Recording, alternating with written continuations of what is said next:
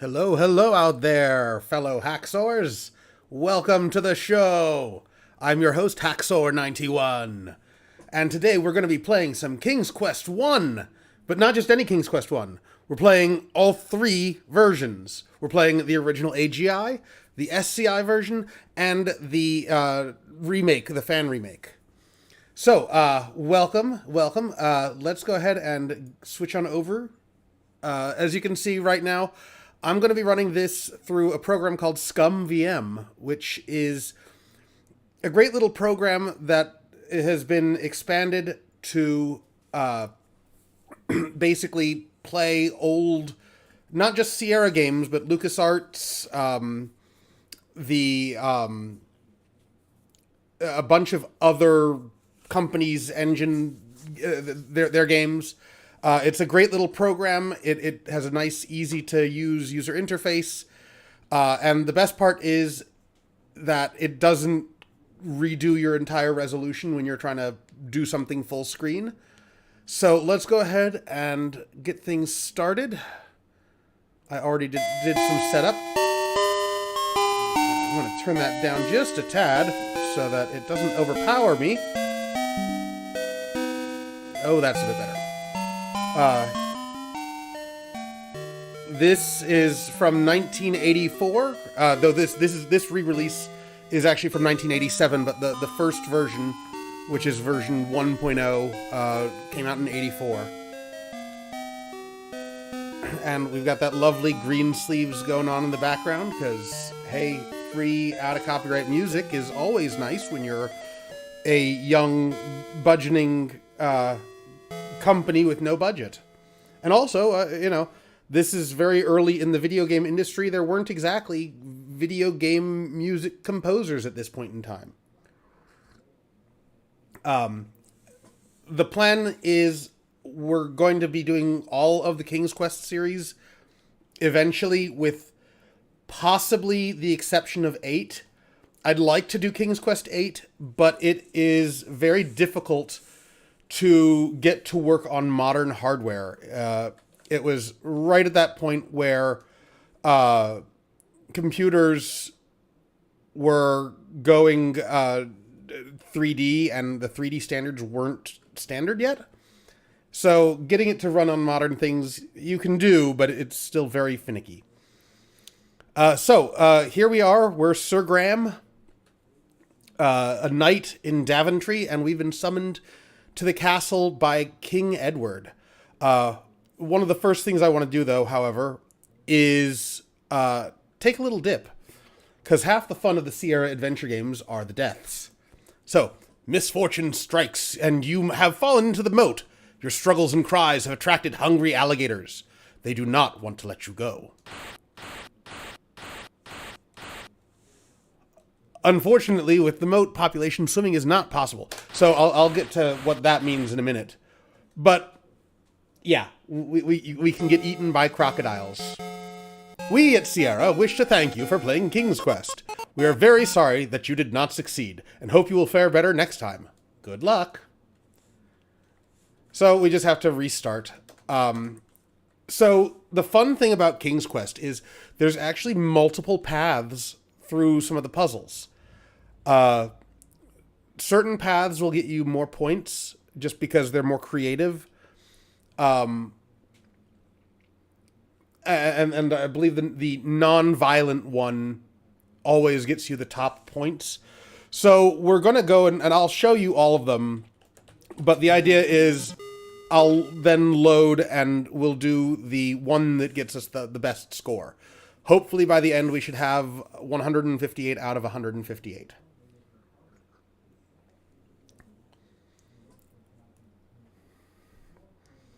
So just the coolness of the fact that,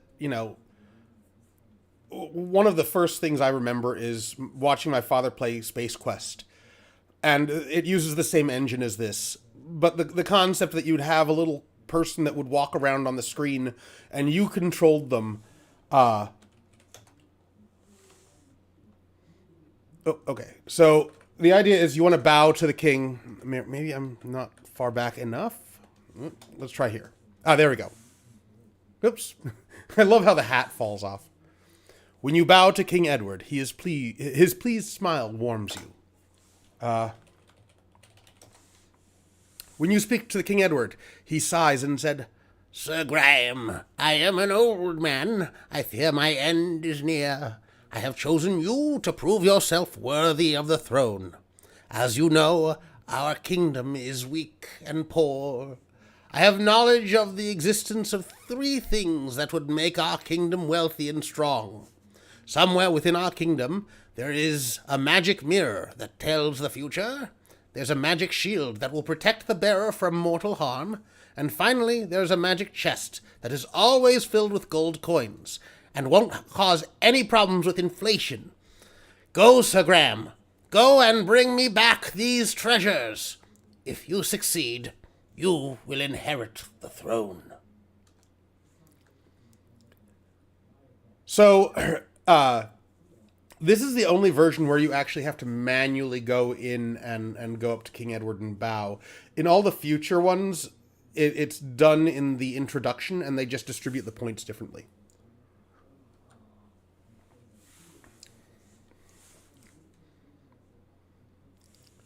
So, I know that Graham is moving quite slow, and there is a faster movement speed. So let's go ahead and starting out. If I turn it up, oh, it actually goes at a reasonable pace here. So, normally in later games, because this is like I said, the first one that actually came out using this engine, normally there's a slow, normal, fast, and then fastest setting, and I think even a slowest at some point. And on traditional PC hardware, the fast setting will just make Graham go incredibly quickly. It looks like, due to the fact that we're using ScumVM, it goes at a reasonable version. So let me just do one other thing. So we've got to push this rock, because there's something underneath it we need. Push rock. This moving rock rolls downhill, and you unfortunately, are in the way. Splat.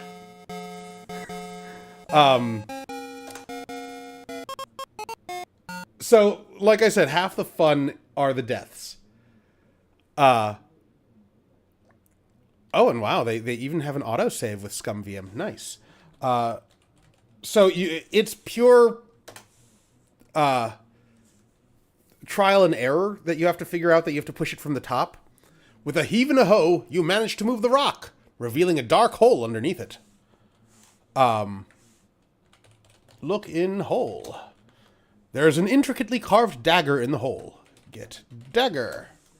You reach into the hole and grasp the dagger, being careful not to cut yourself. Okay, so, let's see. Sorry, it's been a number of years. Here we go. Since I've done the AGI version. So we're gonna climb this tree. Okay. Up here, it looks like there is a golden egg. So throughout this game, there's a bunch of treasures that technically you don't need to get. The golden egg is so heavy, you almost drop it. The treasures are optional, but they'll get you a full score.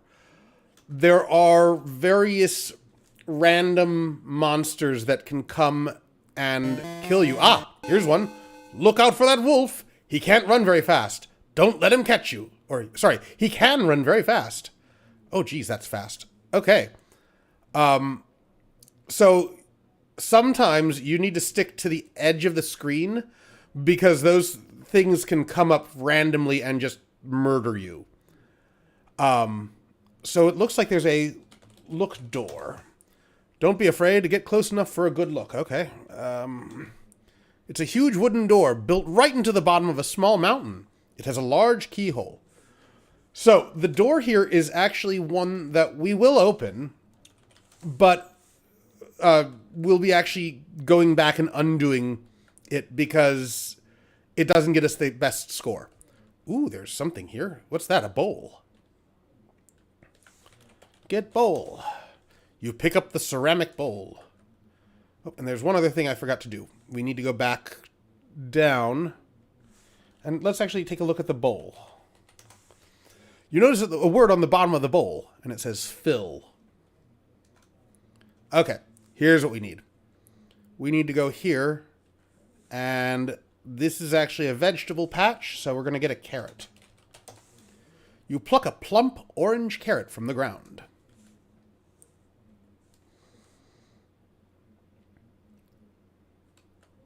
And yeah, okay, that's just the screen we started out in. As many times as I've played this game, I still get turned around sometimes. And like I said, the AGI version, this version, is the one I know the least well.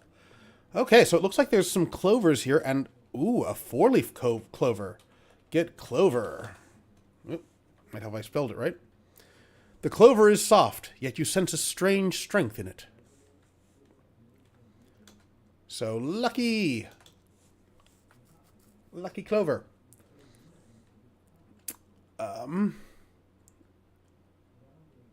So here is a bridge. Let's go ahead and cross it. As you start to cross the bridge, a wretched troll appears. And the troll won't hurt us, but he won't let us pass either. So we've got to figure out a way to get rid of that guy. Okay, let's look at this stump. It's old and rotted. Look in stump. It's just a hole in an empty old stump. Okay, it's not that stump then. Because there are things that we need to grab. Let's try from this side, actually. Okay. Oh, and actually...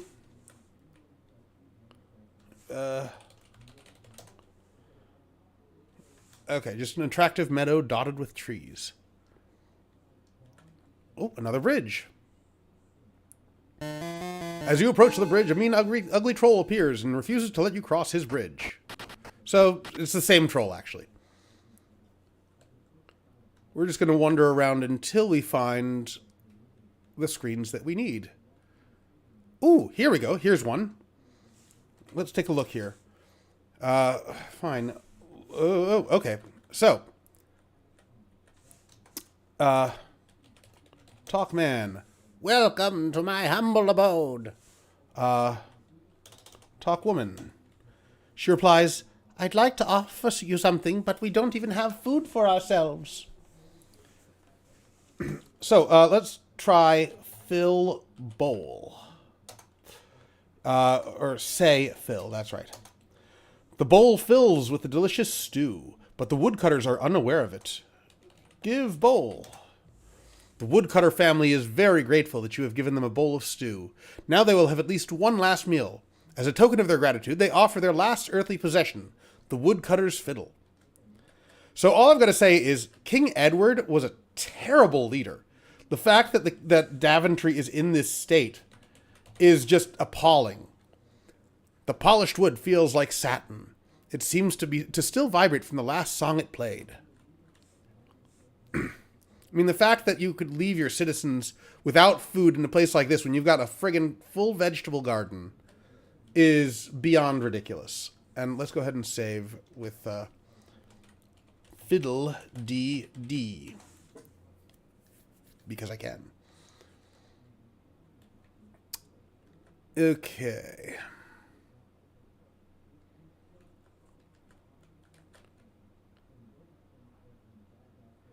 So these bodies of water we can actually go in, but we actually have to swim. There is a shortcut for it, but if you don't type in swim or press the shortcut, you will drown. The game is kind of cruel that way. Ooh. A well. Well. So, get in bucket. After you're in the old bucket, your weight causes it to slowly descend. So, this is where we actually have our first divergence point. So, well. So, get out of bucket. Uh-oh, swim. And we're going to hold our breath. Oh, no, how about just dive? Okay. I love the soda can at the bottom. Oh, a dragon? So, we have a dagger here The dagger sings through the air, but falls short of the dragon. You should have been closer. Shit. Get dagger. You'll have to find it before you can get it. Crap, where did it go? Find dagger. Crap. Okay, well, let's reload this and we'll try it again. Get out of bucket. I didn't realize that you could actually miss. It makes sense that you can, because this is a Sierra game. Dive. And these early games, just like Nintendo games, are very unforgiving. So let's go ahead and drag on. Throw dagger. I don't know if we actually have to be in line with him. Nervously, you throw the dagger at the dragon and strike it in the heart. Death for the dragon is instant. Oh, dead dragon! We've slain it. And over here is the magic mirror. So, this is actually not the best way to do this puzzle. You can kill the dragon, absolutely. But the problem is, they like to encourage you not to be violent in these games. So there's actually a peaceful solution. We're going to reload from the well. And we're going to cut rope with dagger. You can't do that, at least not now. Okay, cut rope. Just before slitting the rope, you realize that this is not a very wise move at this time. Okay, get out of bucket. Oops, okay, and then let's cut rope. You reach up out of the well water and cut the thick rope that holds the bucket. Okay, get bucket. Or did it get it for us? Oh, okay, it did get it for us. Fill bucket. Oh, fuck. Apparently, you can only swim for so long. So let's go ahead and we're going to lower the speed to normal. And we're going to get out of bucket. All right, and we're going to cut rope. Fill bucket. With difficulty, you fill the bucket while swimming. And then we are going to dive.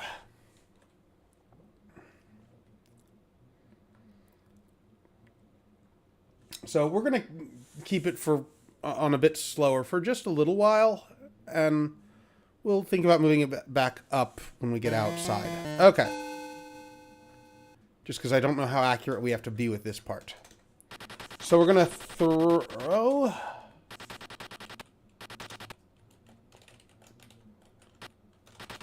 Throw the water at the dragon. The water hits the dragon squarely in the mouth, extinguishing its roaring flames. No fire.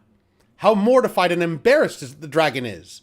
Moving a huge boulder and leaving, the dragon creeps off to sulk. So, basically, the best solution is to embarrass the dragon. And the dragon was guarding the mirror. Carefully, you pick up the magic mirror. So we already are a third of the way through the game, basically. We've gotten the first treasure. Okay, we can now bring the speed up a bit more. Though I will be very careful now to not swim for too long, because I'd forgotten that you can get tired and drown. High up in the sky, you see a very large, friendly bird. So the bird we cannot do yet because we are lacking another point. It's a witch swooping through the sky. She's trying to catch you. Look out! The witch swoops down, grabs you by the neck, and carries you off to a fate worse than death. So we're going to watch this because this is fun. Ouch! As the wicked witch flew over her house, she dropped you into her cage. If you can't get out, you may become the secret ingredient in this witch's brew. So I don't think there is, as you will never get out of this cage alive, I can only permit you to restore game restart or take inventory, sorry. Okay, so let's try that again.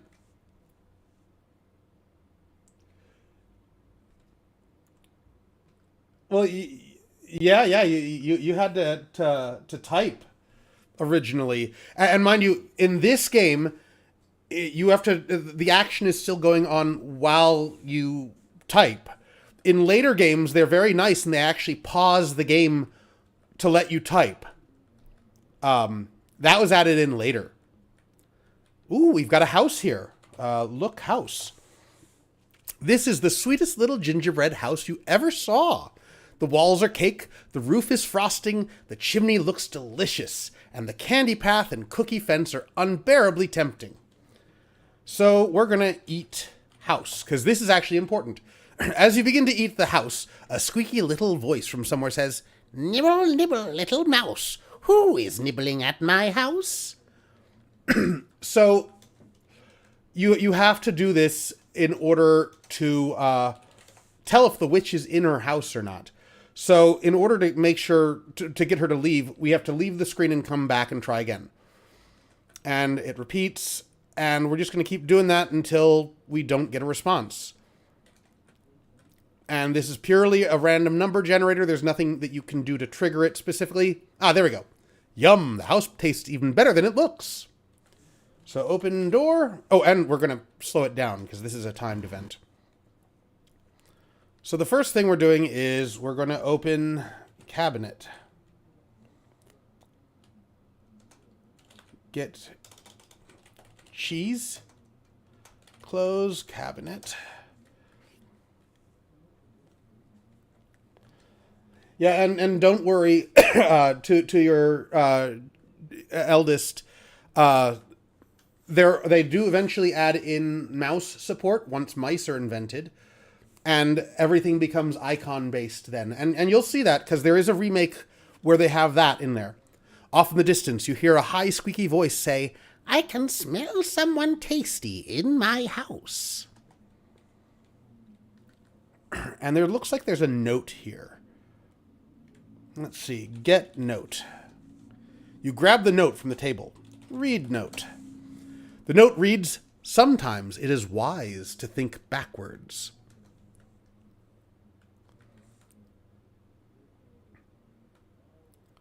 Also, if you notice, Graham is kind of yellow colored, and he blends in directly with the floor here. In later games, they become flesh colored, but they only had 16 colors to deal with at the time due to technical reasons.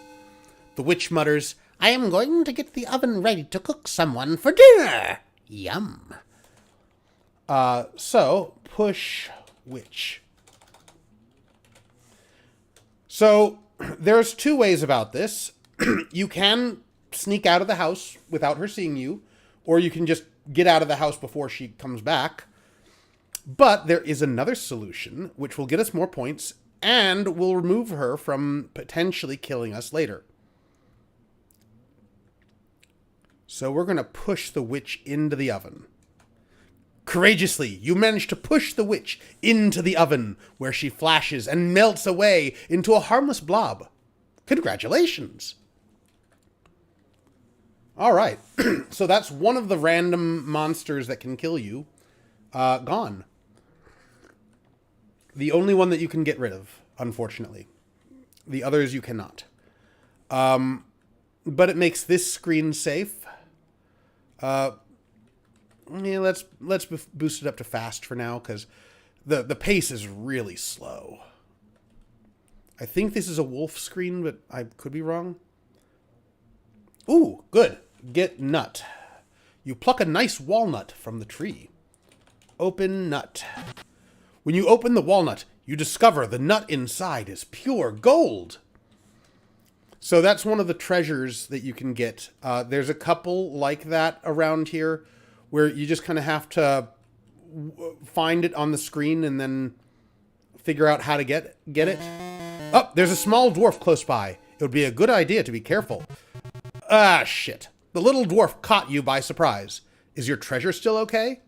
So if you noticed, my score went down when the dwarf caught me. He steals some of your treasure. He doesn't kill you. He's the only one that will not kill you. But you lose out on your score. In this game, there's no way to recover it. Be careful. Nearby is a sorcerer. His mystical powers can leave you immobilized and helpless. So the sorcerer also doesn't kill you. He leaves you frozen in place, but other monsters could come and kill you then. And we don't want that to happen either. Oh, wait, that's the dwarf one. Now, in the second game, there is a way to get your treasure back. Aha, look. Beach. The river is dangerous and powerful. There's a delta of pebbles on the edge. Let's get pebbles. You grab a handful of pebbles. And a point. I think that this is a bad screen. We're missing a few things. I need to find where... I think that stump... Shit. That stump that I tried earlier is the correct place, but I just didn't type the right command in. Because it's very finicky about what you put in and what it accepts. There's a couple of other things we need to find. I think it's this screen. Oh, there we go. A goat. Now, the thing is, King's Quest is meant to be kind of all about the fairy tale stuff. So you always need to do fairy tale, to listen to the fairy tales. High up in the sky, you see a very large, friendly bird. We could actually do the bird right now. We have everything we need, but I'm going to hold off. I always do that sequence last. Open gate. The gate is rather heavy, but you managed to open it. And we're going to close the gate because... whoop. Close gate. There we go. You find the gate much easier to close than it was to open. Because the goat can get out. And we need the goat. Tempt goat with carrot.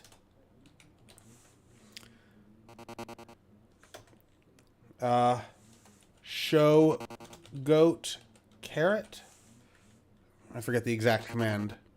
When you tempt the old goat with the carrot, he starts to follow you. Open gate. So, I don't know if you remember your fairy tales, but what do trolls hate? Oh, there it is. That's what we need. It's this stump. I knew it was around here somewhere. Look in stump. Inside the old rotted stump, you notice a small canvas pouch. Get pouch. In later versions, it's a leather one. You notice the pouch feels aged and tattered. Open pouch. Cautiously, you open the pouch and see many sparkling and flashing diamonds. Quickly, you close it again so as not to lose any. Look in log. It's only a rotted log. Okay. So we've got, I think, all the treasures now. And you can't go too far ahead of the goat because the goat can lose you if you get too far away from it. So we do actually have to be careful when taking this goat about. Now I just need to find where that bridge is. I think it's around here somewhere. It's one of these screens.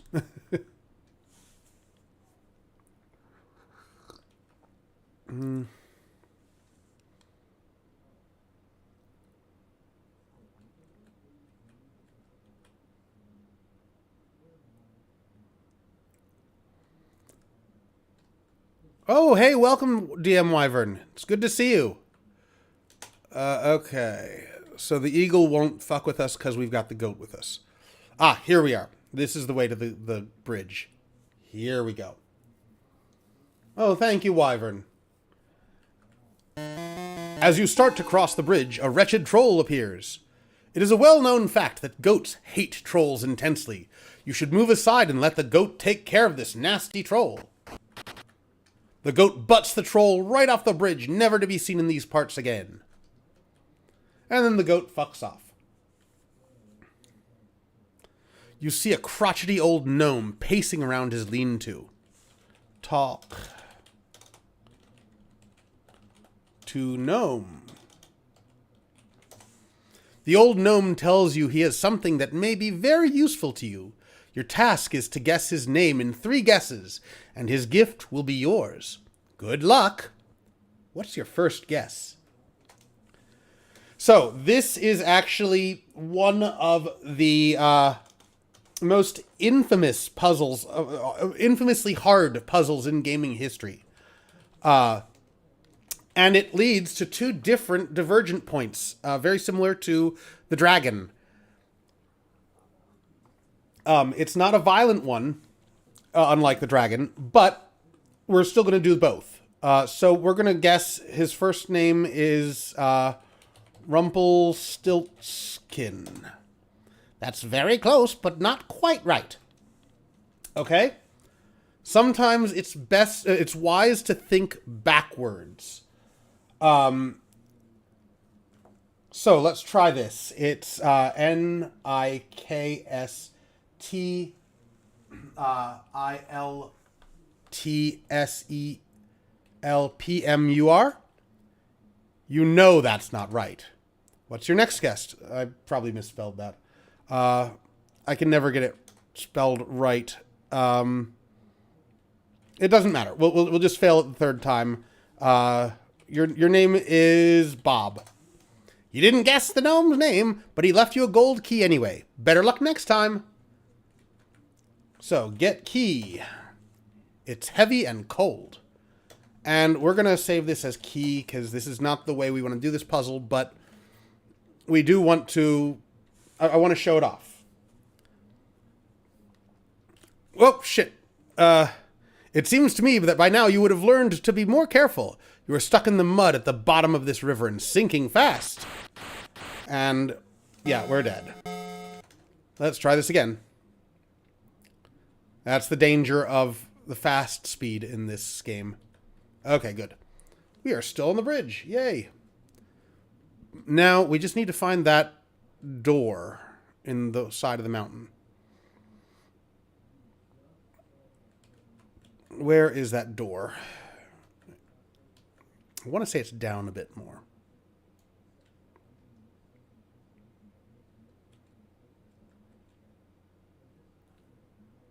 Boop, boop, boop, boop, boop, boop. Oh, the sorcerer, no! Get away! Okay, so if we're there, that means we're there on the map. Okay. Sorry, this is one of the few places I do know where it is. It should be...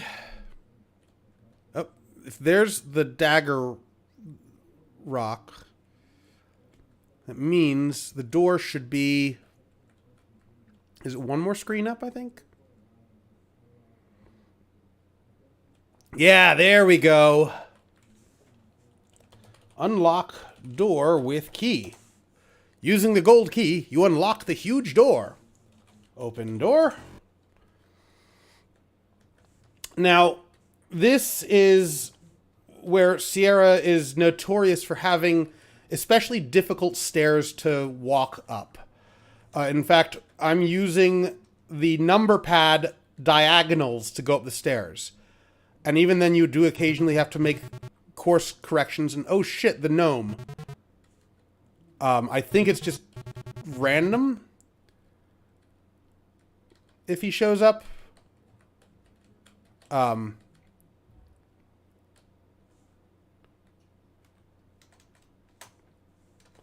there's no way to get around him in this version. So we're up somewhere that's kind of cloud-like. There's lots of clouds about. That's where the divergent point ends. We can theoretically continue on, but we won't get the full score. So we're going to go back to the gnome, and we're going to guess the correct one. So this puzzle is hard because you'd think it's just Rumpelstiltskin backwards, which is actually what they change it to in later versions of the game, as you'll see. However, in this version, they are when they say sometimes it's wise to think backwards, they're referring to the alphabet. So you use the reverse alphabet to figure out his name. So basically, instead of A, it's Z. Instead of B, it's Y, etc., etc. So the name in this version is IFNKOVHGROGHPRM. That's right! You've guessed it! Here are some magic beans for your outstanding accomplishment. So get beans. Being careful that you get every one of them, you place the beans in your pocket. And if you notice, our score is already higher. So I don't have to retype that. Yeah, it's a bitch of a puzzle. But it's worth it to do it this way, because like I said, full score. And honestly, I think it's a bit cooler. So I think this is one of the screens we can do it at. Plant beans. The beans immediately sprout roots that reach deep into the fertile soil. Leaves unfold themselves to the warm, loving sun. A rumbling is felt, and a mighty beanstalk now stretches up into the sky. And, of course, due to the technical limitations of the time, they didn't have the storage space or probably the budget to animate that. So, beanstalk. And we're going to climb.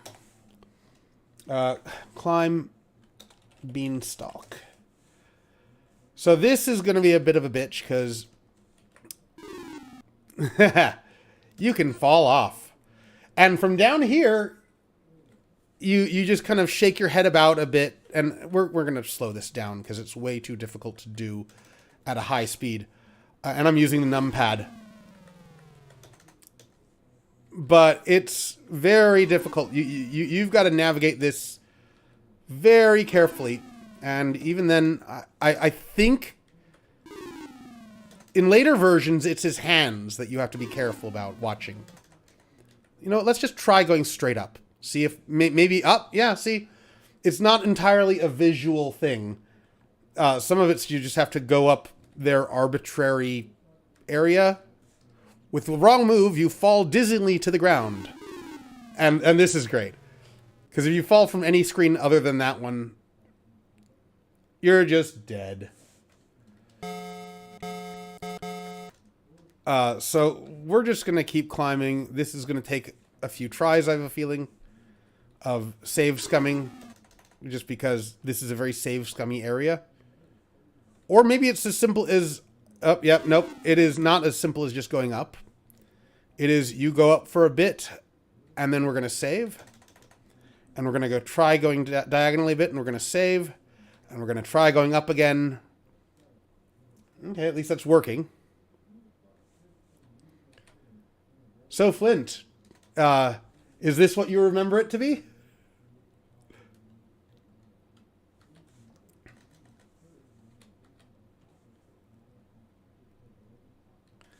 You have to be careful when you get so high off the foliage. I want to see this, because I think it might be a different animation when you fall to the ground. Okay, no, it's not. In later versions, there's a gram-shaped hole in the ground if you fall from a height. Okay. We're just going to have to...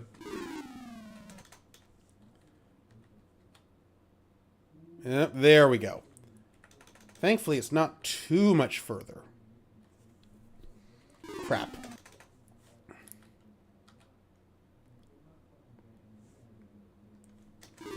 Oh, come on.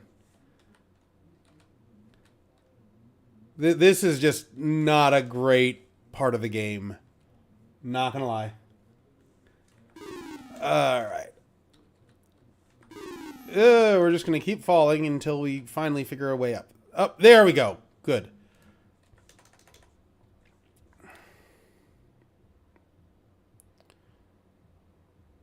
Alright, so we are on the clouds. We have done the Jack and the Beanstalk thing.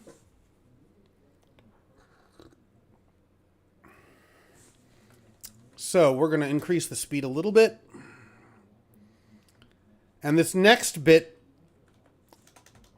I'm honestly not sure how it works quite in this version. We're going to try a couple of things. So first, we're going to avoid the center area for a reason. So this is actually where we came up last time from the cave. But if you notice there's a hole here in this tree, look in hole. You notice a sling in the hole of the tree. Get sling.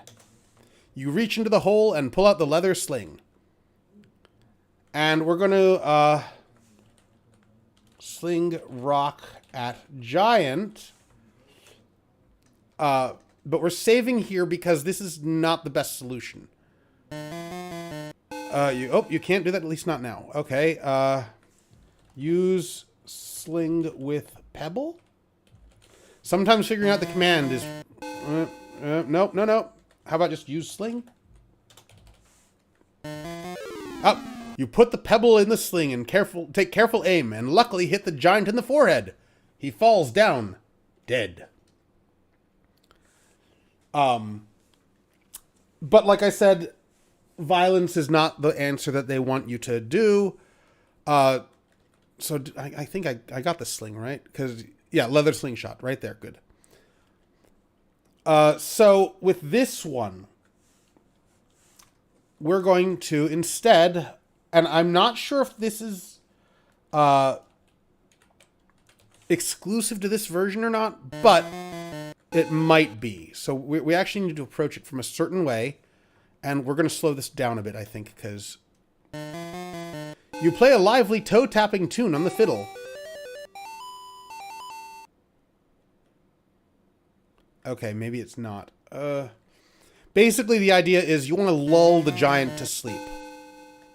And you do that by basically walking or keeping him distracted around this tree so he can't get to you until he tires out.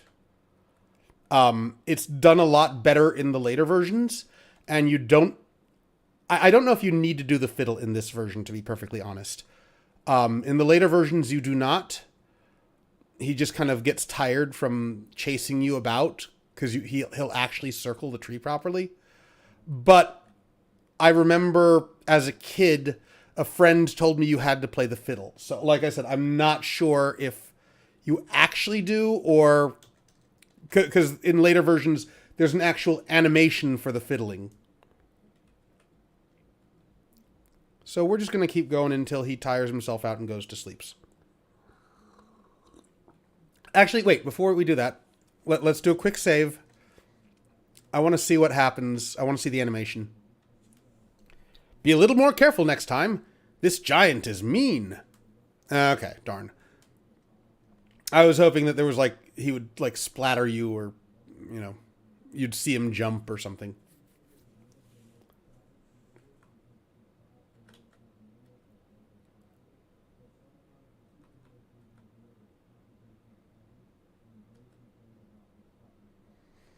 What luck! The huge giant fell fast asleep. Alright, so we're going to get the chest. Very carefully, you slip the magic chest from the sleeping giant's arms. So, we now have a chest that can fuck up the economy by flooding it with an unlimited amount of gold coins. You think inflation now is bad now? Ha ha ha ha ha! Daventry isn't going to know what hit him. All right. Whoops, not restore. Save. And we're going to have to climb back down. Oh, fuck. Apparently, it auto puts you on the beanstalk again. Did not know it was going to do that. And so now we got to very carefully make our way down. Saving frequently along the way. Now, I'd like to point out to those viewers who were not alive when this came out, hard drives were very expensive when they came out, and they didn't hold a lot. So a lot of people would run this directly off the game disc. They would not install it to the hard drive. You could run it literally from the discs themselves.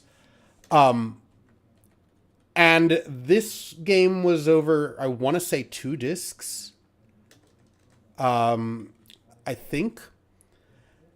But the thing is that if you wanted to save, you couldn't save to the game disk. There wasn't enough room on it, so you'd have to have a separate floppy disk to save your game to.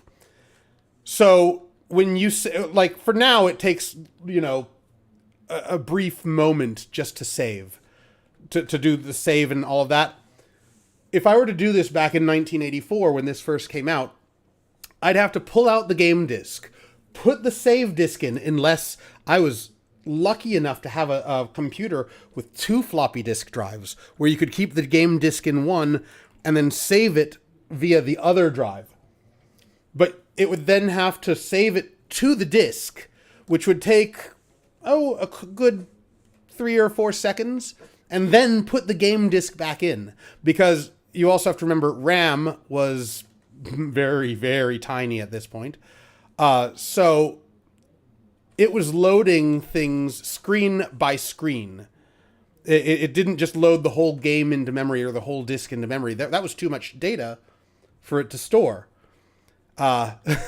So we're very lucky to live in this time period. I do not miss that at all. And like, so for the graphics, all the backgrounds are actually vectors. So normally with graphics, like for the characters, you've got a grid and you tell in that grid what color each pixel is going to be. Well, to save on space, instead what you do is you say, start from this point and draw a line to this point. And then the computer draws that line in. And it takes up a lot less space. It just kind of does the math and it draws the screen each time. Which is what it's doing for all the backgrounds here. All the sprites in the front, however, are traditional pixel-based. But yeah, basically it was doing it screen by screen at the time. Okay, so there's a couple of things I don't know if we have to do for score or which screens they're on in the AGI version. So we're going to improvise a bit.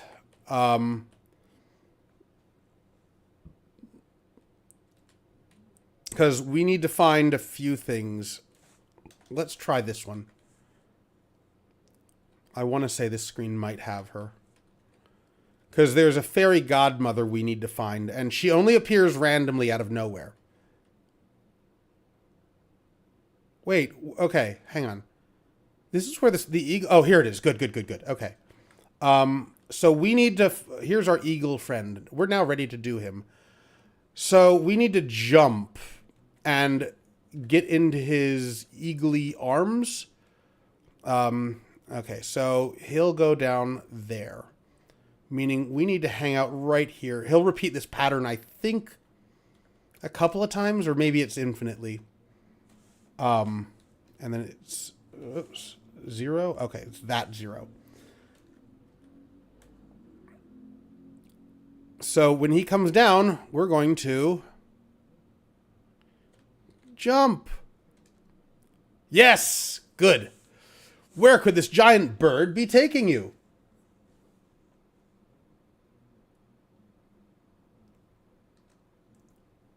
Yeah, the giant eagle you have to do. The beanstalk is one of those optional paths. But you don't have to do those, but you do have to do the eagle in order to beat the game.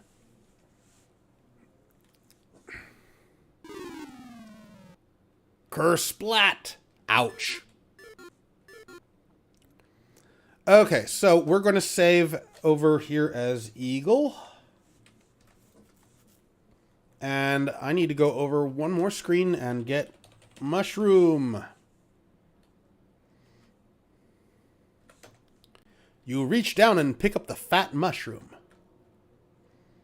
Looks kind of like a Mario mushroom, almost. Oof! Ouch.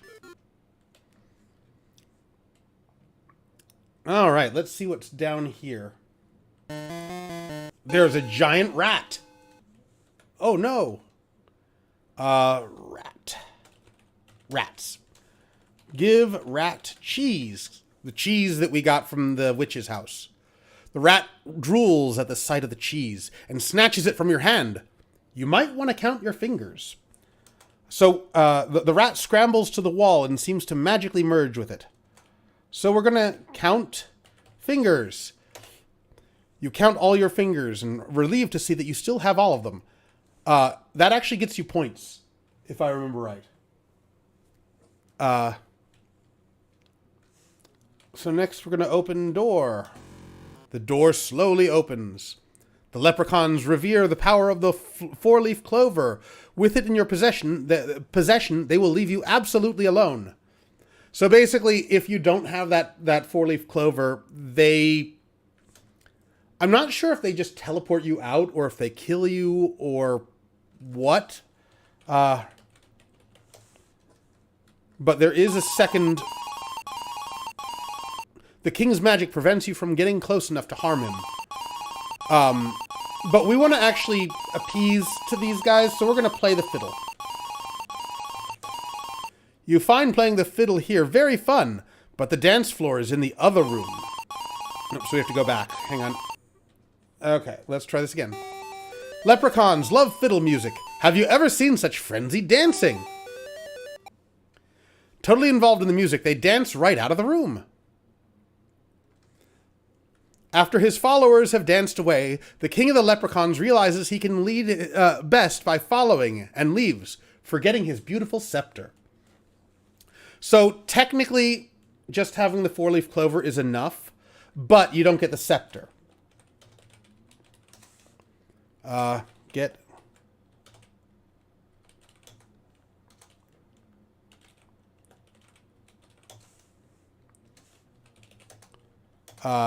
Get rod. Get staff. I just can't spell scepter apparently today. Get shield. You take the magic shield and carefully put it in your pocket. Let me just do a quick check here on how to spell scepter because apparently I'm not spelling it right. No, I am. Get scepter. They're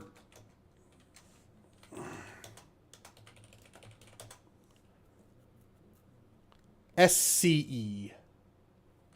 PT. Oh, they did RE instead of ER. Eagerly, you picked up the scepter.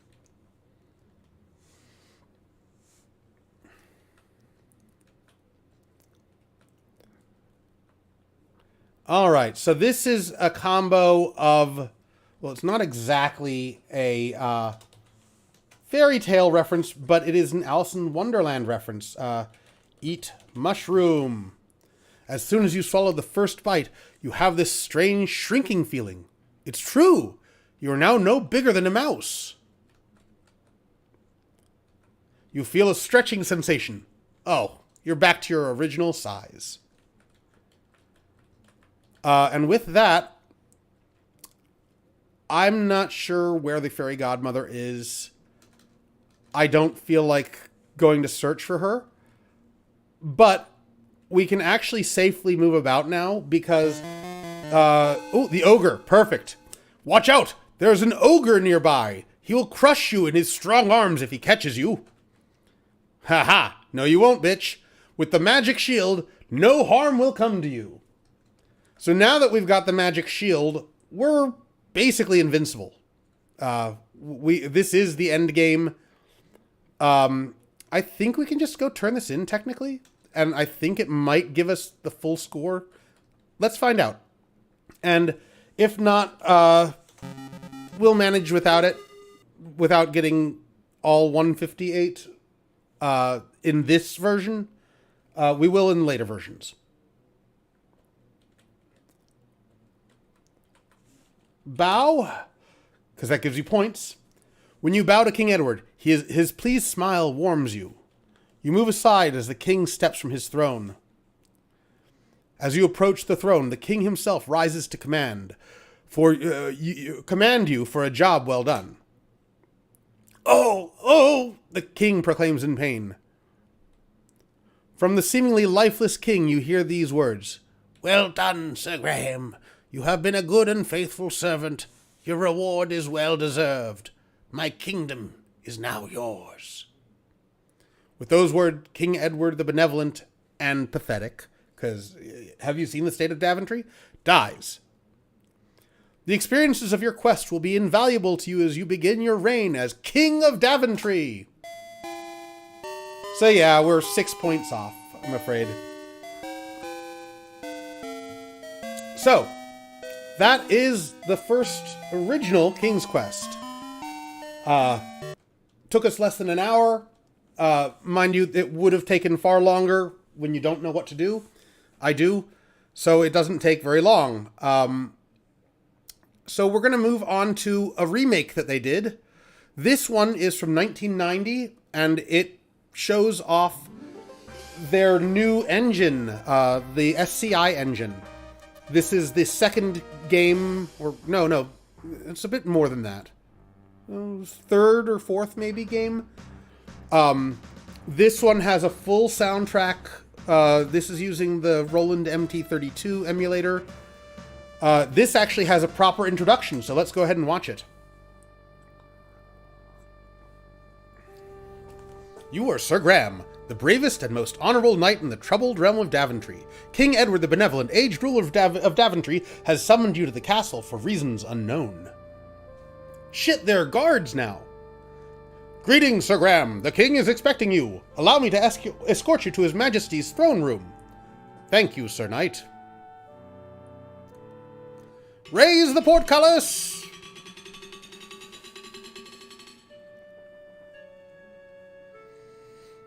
Yeah, now this is a huge upgrade compared to the last one.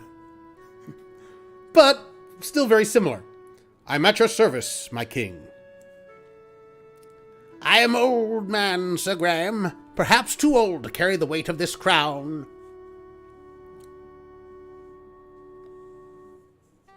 My bones ache, my hands tremble, I'm afraid my time on earth grows short. But enough about me. How are you doing, Graham? Great misfortunes have befallen Daventry since the loss years ago of the 3 magical treasures. I have chosen you, the finest knight in all of Daventry, to search for these lost treasures. Only then can this kingdom be restored to its former glory. And only then may I rest with the knowledge that my people are safe. The first treasure is a magic mirror that foretells the future. The second is a magical shield that protects the bearer from all mortal harm. The third and last is an enchanted chest that is forever filled with gold and will cause unforetold inflation in your economy. I know that what I ask is difficult, nay, perhaps impossible. The dangers are many. But you are brave and pure of heart. That is why I chose you to volunteer. And by say volunteer, I mean you're doing it anyway. If you succeed, you'll inherit my crown and will rule the realm of Daventry as her rightful king. Go, Sir Graham, and know that the fate of Daventry lies in your hands. Take heart, my king. Take heart, my king. I shall not fail you. That's my really bad Josh Mandel impersonation, who voices King Graham in later versions. So, let's go ahead and start the game. Unlike the original version, we don't have to go in and greet him and talk to him. That's already done for us, and we don't have any score. So, it's still the same 158 points, but they're distributed differently. You know what, let's go ahead and...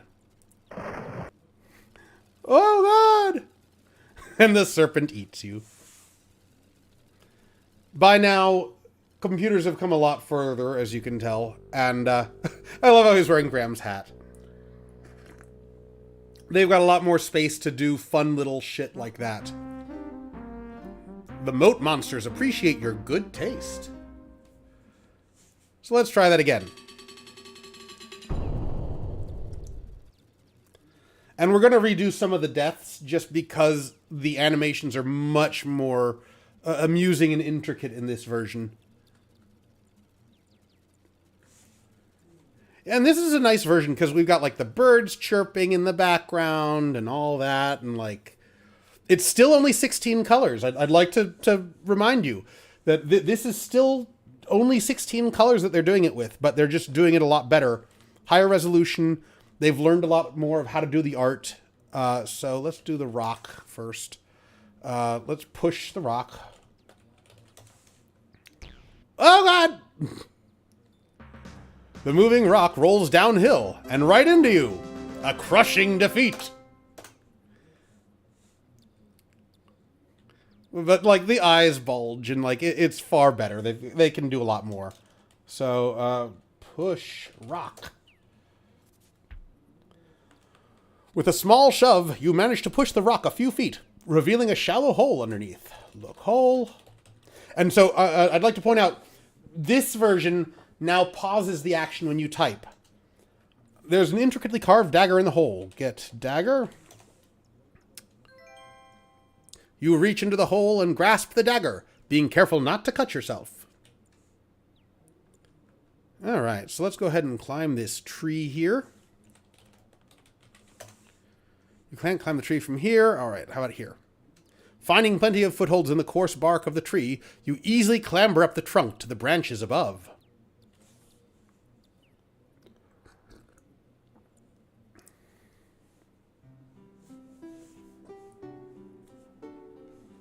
Alright, so we're gonna...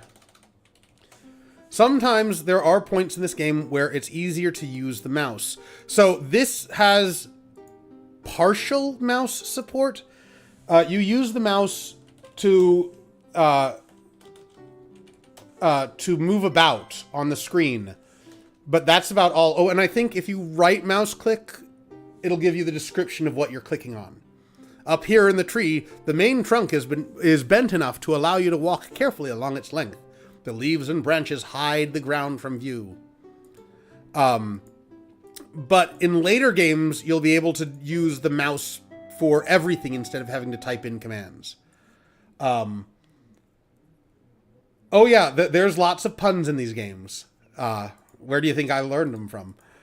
Oh, and also we've got better speed controls. I want to say that 1 is the fastest. Yeah, it is. Okay, so we're going to move it up to 2.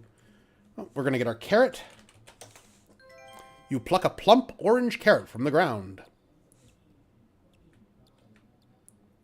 Oh, wandering along the banks of a beautiful lake, you see a cute little elf. I don't know if this is exclusive to this version onward or not, but I don't remember ever seeing this elf in the original. Talk to elf. You should get closer to the little elf. Okay, fine. The elf is impressed by your friendliness and responds by handing you an elegant little ring. I've had my eye on ye, Sir Graham. Methinks ye might enjoy this little trinket. For just a wee bit of time, it has the power to make ye invisible. May it give you as much entertainment as ye has given me this day. With that, the elf vanishes. So, like I said, I don't think the magic ring or the elf is in the original. I'm not certain 100%. Okay, so here's the entrance to the mountain. Now, one other thing about this version I really like. If you notice, the graphics are much more consistent between screens, but also, this area is looking a bit spookier. And if we go in here, it's really fucking spooky.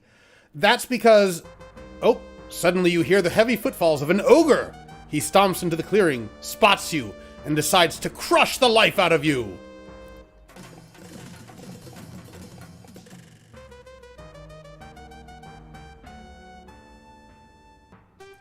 You are warned, ogre and ogre again. So you can tell a bit more of where the dangerous screens are. That's not to say all of them are spooky, but a lot of them are. That snake is actually quite harmless. Ooh, here's the witch's house. I don't think we need anything, so we're going to eat the house. As you begin to eat the house, a squeaky little voice from somewhere and says, "Nibble, nibble, little mouse, who's nibbling at my house?" Alright. And it's the same as last. We just keep doing it until she's gone. And actually, you know what? Let's go ahead and go on in. And I'd like to point out the little gingerbread children that are out there. Open door.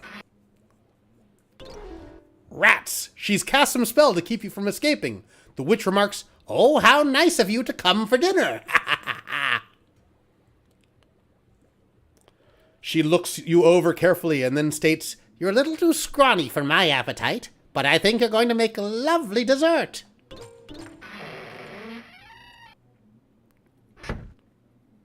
And of course, because we are Sir Graham, the witch has turned you into a gingerbread man.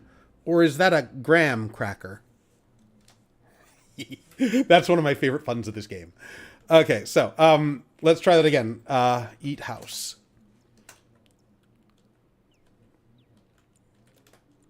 Ah, there we go.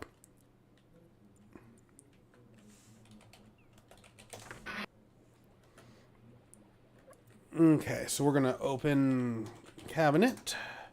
Get cheese. You get the cheese from the cabinet. Close cabinet. Off in the distance, you hear a high, squeaky voice. "I can smell someone tasty in my house." Get note. Oh, and I love how in the fog of the cauldron, there's this lovely little face that sometimes happens. You grab the note from the table. Read note. There's a message written on the note. Sometimes it's wise to think backwards. Oh, here we go. Witch. The witch mutters, "I'm going to get my cauldron ready to cook someone for dinner. Yum." The witch mumbles, "After I get the cauldron nice and hot, I'll be ready to have someone for dinner." And so we're gonna go up. Ah, shit. Sometimes it's easy to get too close to her.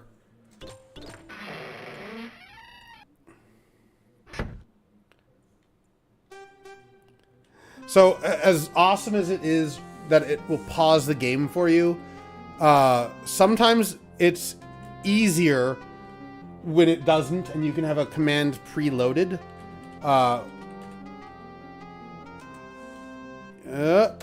Shit. Okay. And you cannot skip this animated sequence. Usually you can skip these and just restore from them, but not this one. Okay, so let's try this again.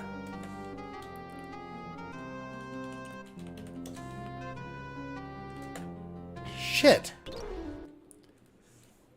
That is one of the ones that, like, this version is much more difficult to push the witch. And I'm going to actually try using the mouse for this, because I think you want to actually get a bit north of her. Like that. Push witch. There we go.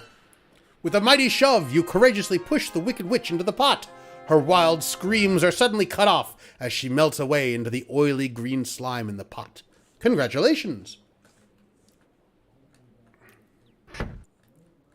All right, that's one down. So, yeah, like you can tell, this is actually one of the witch's screens because it's spookier. All right, let's go take care of our dragon friend. Get in bucket. After you're in the old bucket, your weight causes it to slowly descend. All right, so we're going to do... because I want to see all the nice animation that they put into this, we're going to just do both versions again. Get out of bucket. Jumping will take you where you want to go. Get out. Cut rope. Okay, so this one, you cut it in there. Get bucket. You managed to take the bucket. Dive. And this one, they've actually got a bit of a better layout because you actually can get out here without having to deal with going straight into the dragon's lair. So we can actually save right here instead of having to do the whole sequence again. And in this one, the dragon is nice and sleepy. And we're gonna... Oop, he's awake, shit! Throw dagger! With unerring aim, the dagger streaks through the air and pierces the soft, unprotected skin under the dragon's throat. The dragon convulses for a moment and then crashes, lifeless, to the hard cavern floor. And the little tongue sticking out is cute. Alright, let's go ahead and do this properly. Fill bucket. You're not close enough to the water. Okay, how about now? There we go. You kneel down and fill the bucket with the cool water. And then we're going to throw water. Good shot! The water hits the dragon square in the face, dousing the dragon's fire. Now this one I like better, where the little puffs of steam kind of hide what's going on. It's a great, cute little thing, and it saves on animation. Unable to defend itself with anything more than harmless clouds of steam, the dragon rolls aside the granite boulder and slinks off in shame, leaving the mirror behind. So, I like that revision myself. Get mirror. You take the magic mirror. Congratulations!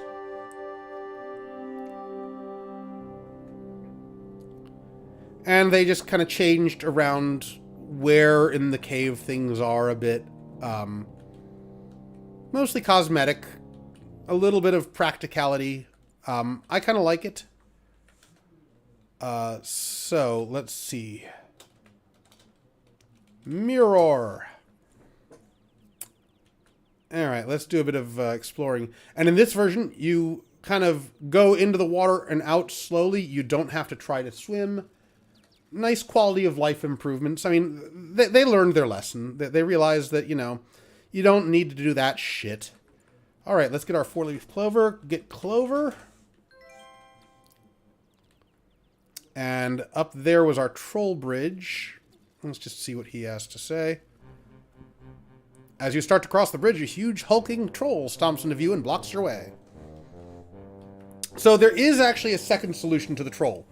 If you don't figure out the Billy Goat Gruff puzzle, you can give the troll one of your treasures. So you can give him like the gold egg, or I think the magic ring will work, or the pouch of diamonds, or whatever else you have, the walnut. We're not going to do that. We're going to get the goat, because otherwise you lose points. And we're not doing that. I should be able to get the full score with this one. I know this one way better than the AGI version. Oh, and this is the other huge technical achievement. Did you see that? When I went between these two screens, it scrolls. That was unheard of at the time. And was really cool. They started to incorporate it into later games, too. Get bowl. So having these screens that would scroll between each other was a huge, like, selling point. They would put it on the back of the box and everything. I don't know if they did it for this game, but in, like, Space Quest 4, they did talk about the scrolling screens on the back of the box. I know that for a fact. Oops, crap, let's get the walnut. Get walnut. You choose a big, meaty-looking walnut from a bunch scattered on the floor. Open walnut. When you open the walnut, you discover the nut inside is pure gold. Before anybody else asks, you can try to take other ones. It's only the one walnut. You could never get the wrong one or anything like that. It's just the first one that you get no matter what, every time.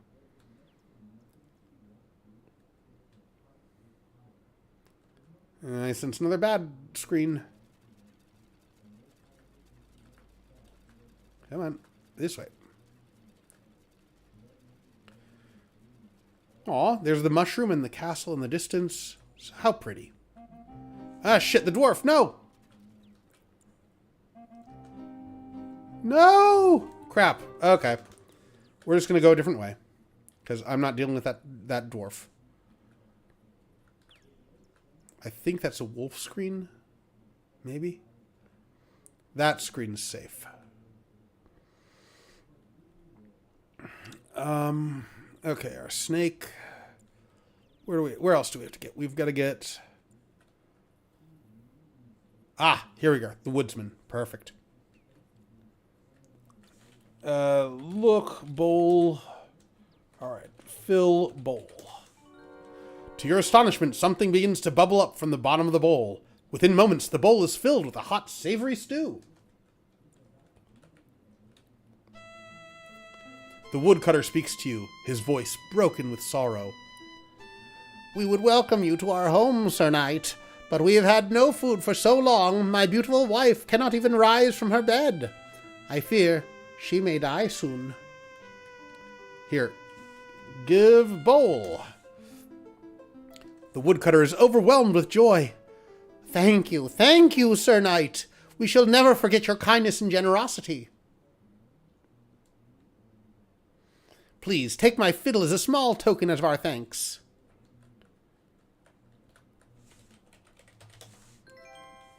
Oh, yeah.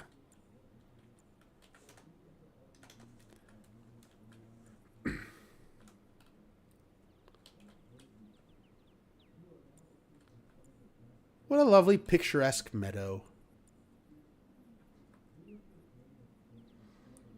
All right, where do we need to go next? Okay, there.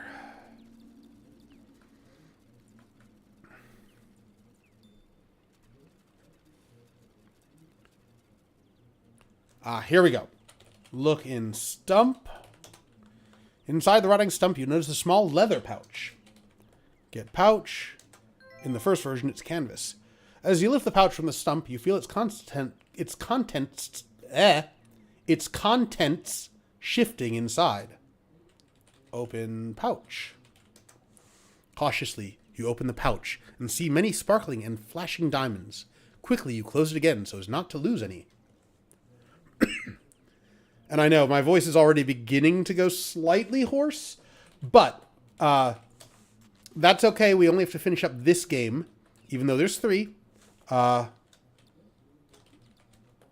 Because the other version is actually fully voice acted. When you tempt the old goat with the carrot, he starts to follow you. So in this one, you can actually type in tempt goat. You'd better wait for the goat or he may not follow you. So that's kind of hinting at you, don't go too far from the goat. You can get separated from him if you go too far ahead of him. So, just be cautious. Alrighty. Where do we need to go? I always forget where the bridge is relative to the goat. Okay, good. He is still there. And the goat will not cross water. So if you try to cross one of the other bridges that's there, he won't do it. He'll refuse to. Here we go. Okay, we're almost there. In fact, we did the bottom bridge last time. Let's do the right bridge this time. Just for shits and giggles. As you start to cross the bridge, a huge hulking troll stomps into view and blocks your way. It's a well-known fact that goats hate trolls intensely. You move aside and let the goat take care of this wretched, nasty troll. It's fully animated now. The goat lowers his head and runs straight for the troll, butting him right off the bridge and into the river below. That's the last you'll see of that troll. Oh yeah.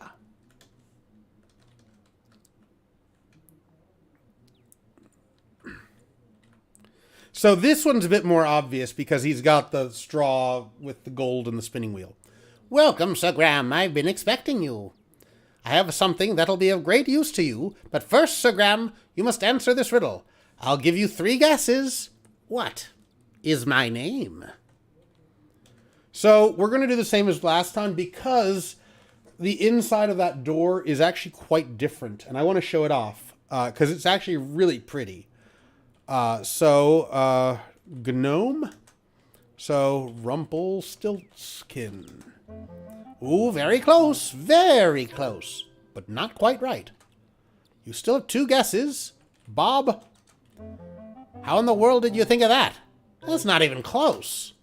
You only have 1 guess left. DM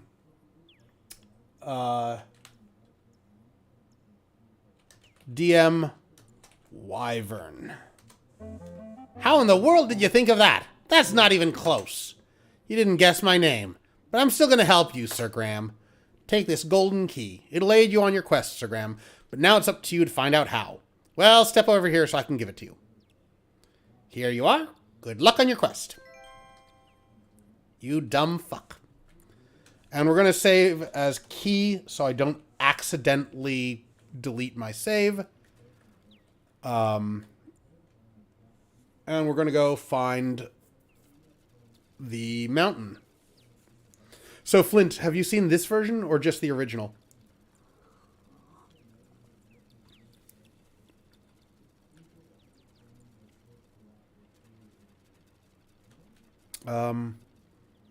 Crap. Where is it? I think it might be to the left one. No. All right. That's a different point.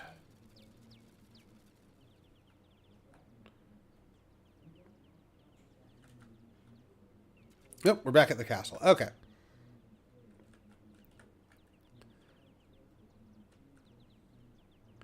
That means the door is not far off. Oh, here we go. This is the random event I was trying to get last time. Fairy Godmother. Gentle Sir Graham, I am your fairy godmother. Your quest is indeed noble. What little aid I can offer you is this protective magic spell, effective but a while. So basically, I shall be watching over you, Sir Graham.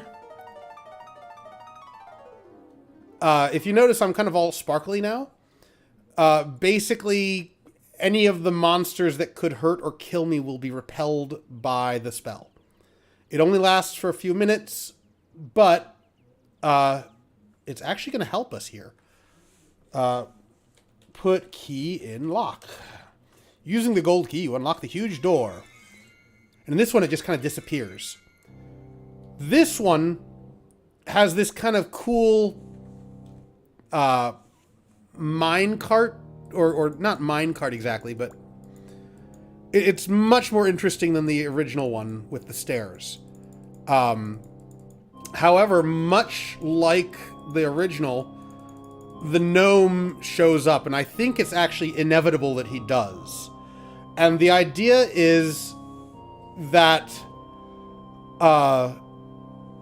you're supposed to use the magic ring to turn invisible to evade the gnome, I think. To be honest, I always use the beanstalk, so I've not experimented with it enough, and I've never had it with the fairy godmother protection. So this is new to me. It may wear off before we finish this, or maybe it may be random. Oh, no. I don't know. We've not had the gnome yet. I've never not had the gnome on here. It's much more prevalent to have the gnome on this version. Huh. Anyway, much more interesting than the original one. So, in this case, it's Rumpelstiltskin backwards. Actually, backwards. So let's see here. Let me just get the spelling correct.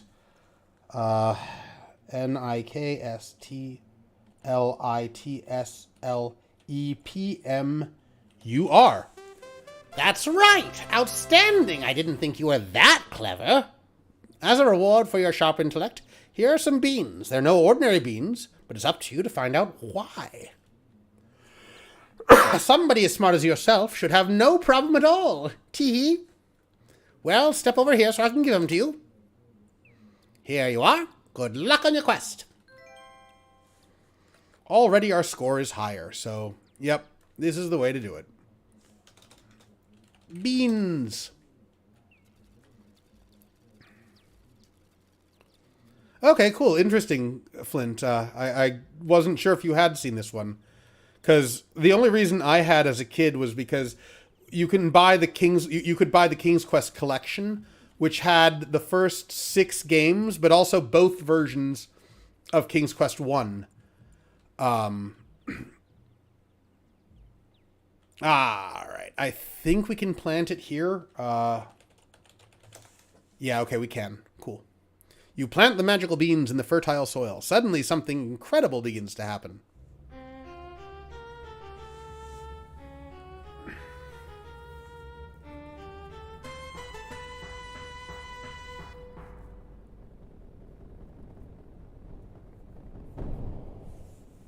Oh, here it comes. They actually animated it. Yay!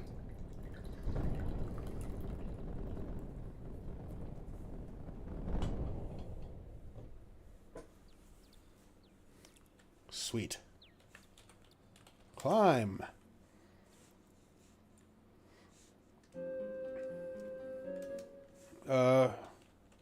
Beanstalk.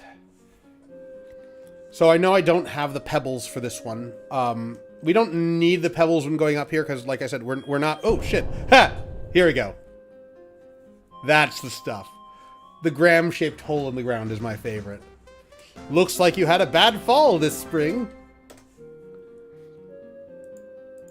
So in this case, the last one was random. In this case, you want to pay attention to Graham's hands. As long as his hands remain on the beanstalk, you won't fall. So they really did an improvement on this one. We're still saving every couple of feet, because it's still very finicky. But you're more likely to be able to do it in one try. Alright, so here we are up in the clouds.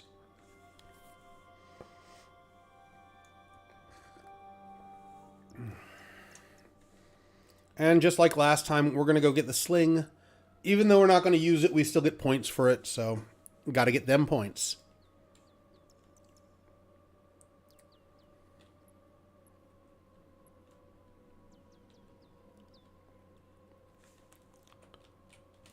Look in hole.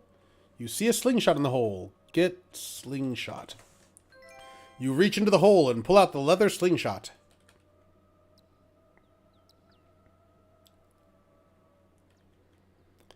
Alright, so this time it's a bit more difficult. We're going to do a new save. Giant. Okay, so this one, you actually have to... Oh!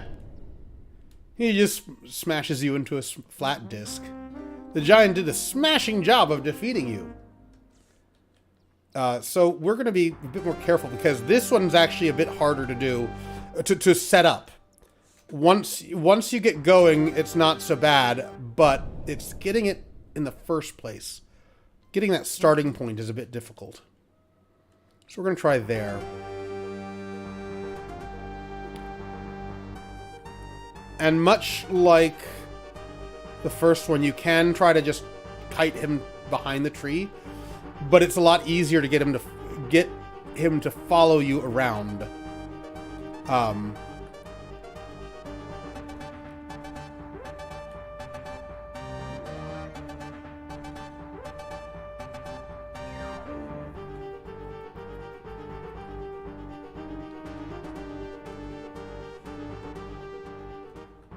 The giant is getting tired of looking for you. Seems like he may be getting ready to take a nap. Oh, fuck. I ran right into him. Shit. Apparently, you can do that. Today I learned. Always learning something about these games. As much as I think I know them, there's always still new things I'm learning. And one of them is that when he goes to take a nap, he can still kill you after that message.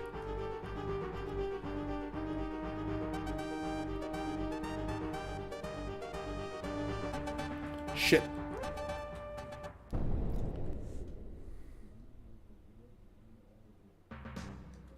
Yeah, let's try it again. Damn it, I had it! I fucking had it, and then the character kept going, and now we gotta do this over again. Also, I'd like to point out, like, when up in the clouds, Graham's sprite is smaller for the sense of scale, and I just love the fact that they did that. Because back for this engine, you couldn't just scale a sprite like you would now with like a transform tool. You had to redraw it at a smaller size, which is really kind of cool. All right, now he will go to sleep.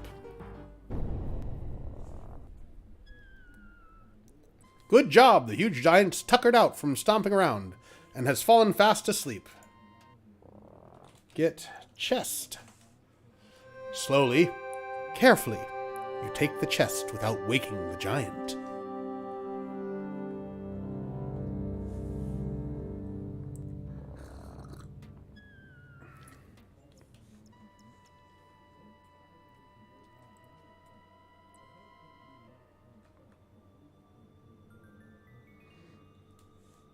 Alrighty, so let's go back down. So, when I was a kid, I was always disappointed about this remake, because this came out in 1990, and King's Quest V, which uses their newer SCI engine, this is technically the SCI 0 engine. King's Quest V uses the SCI 1 engine, which allowed for 256 colors, full voice acting and everything. And it was such a pity that they did this in the previous gen engine, or so I thought as a kid. But now it's actually grown on me over the years, because as we're going to see when I finish this game up, some fans remade this game with not the actual SCI 1 engine, but another engine, but they did all the art to look like it was an SCI 1 game. And they did the voice acting for it, with a patch that they did later on. The first version did not have it. And so now you get all three of these versions, and they ended up remaking the second game and the third games to look like the VGA versions. Because the second one is also still using the original AGI engine. So there's actually kind of a gap in consistency with the King's Quest II remake, because there's no version like this. Except there sort of is now. There's actually a fan remake of King's Quest II to look like this version of King's Quest I. The Sierra fans are rabid and ravenous, and most of us are on the spectrum in some way, shape, or form, myself included. And we love the different art styles and the eras, and love to play around with them, and make new games constantly with them. Oh, her protection. Yeah, let's do that, because I don't remember if we get a score boost for this or not. Alright, we've gotten the aid. We have the power! Alright. So, actually, we're really close to where we need to be, because we need to go back to the cave where we got the mirror from. Oh, and I need to find the pebbles. Make sure I find the pebbles before we continue, because otherwise we'll be a point short. So let's find those pebbles first. There's the walnuts, but at least we got the magic spell, so we're safe for a little while.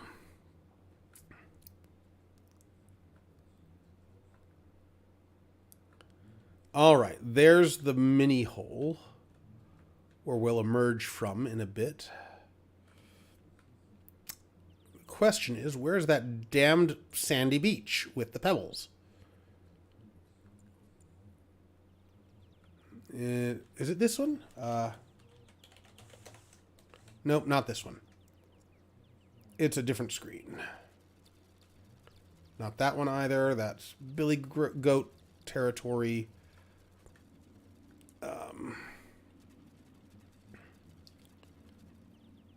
Is it this one? No, not this one. We're back at the beginning. Almost. We've almost got this, but... I want them pebbles. I want my score to be perfect.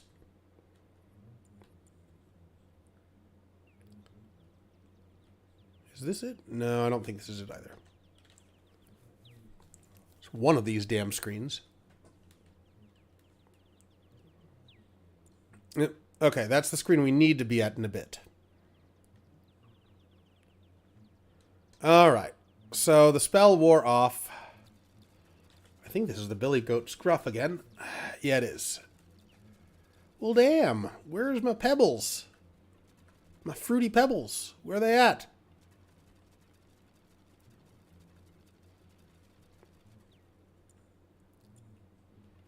Pebbles. And Bam Bam, where are you?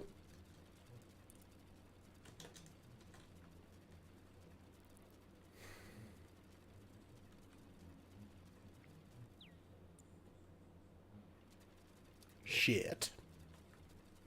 I'm getting annoyed now. Okay, we're there, but I don't want to be there.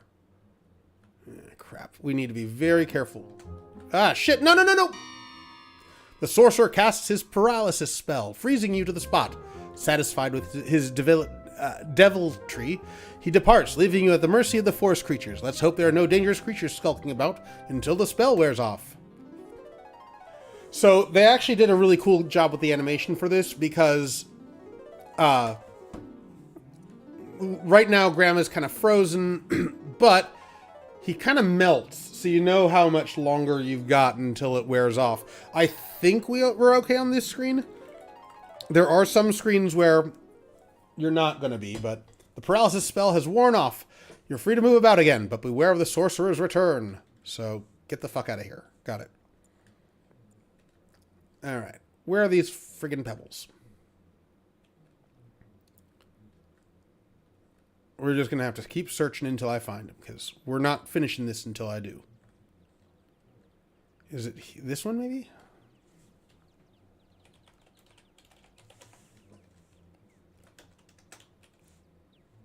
I know it's around here somewhere, but just where?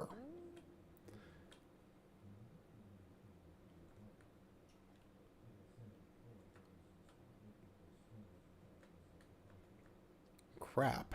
Come on. Oh, maybe it's this one, but south.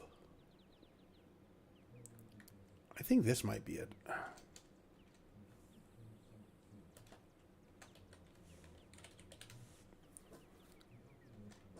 No. I know it's here somewhere. Actually, let's just take a quick look here. Maybe it's... Nope.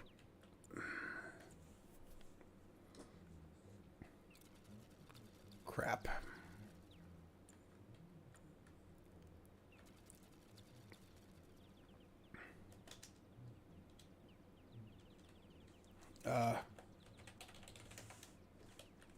Damn it. This is pissing me off, because normally I've stumbled across it by now, and I haven't still, which is beyond ridiculous. And I just feel like I'm going in circles, even though I am coming across screens that I've not come across yet this playthrough. So it's possible I'm missing it. And I'm about to look up on a map where the hell they are, because I want to get moving with this. Come on.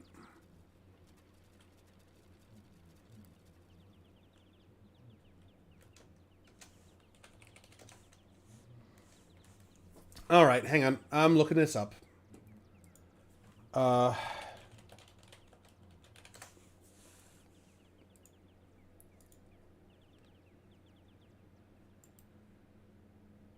on. I found the screenshot I want. I just need to get a zoom up. Here we go. Alrighty, let's see. Where are those damn pebbles? There. I think it's that one. Okay, where are we compared to it? That's the next question. All right. We are... Crap, where are we? There, we're there. Right? Yes, okay. So, in order to get there, we have got to go this way.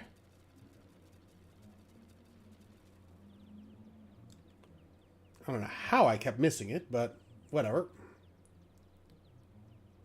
Doesn't matter. We're almost there. Oh, no, not this screen. So, I don't know if you can hear, but there is a wolf howl on that screen. I think it's here. Shimmer softly, look, pebbles? Shit. That's not it. Hang on. Let's figure out where this is.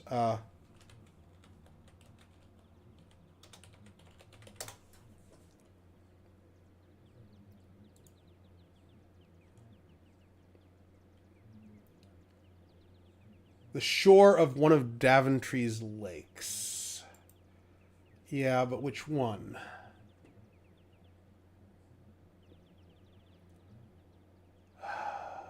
That one? Maybe? Alright, let's try that. We're going to try... not that screen, because we'll die. It maybe... Here, there they are! The one I kept missing. You grab a handful of the pebbles. Thank the friggin' light. Okay, now we can move on.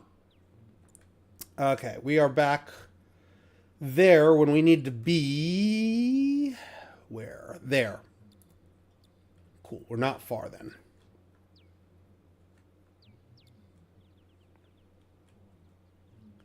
Okay, so it's one left over from the dagger rock.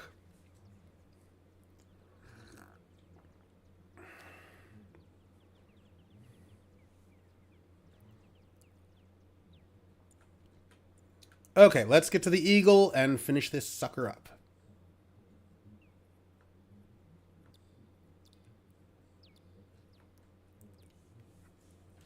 All right, there we go. Whee!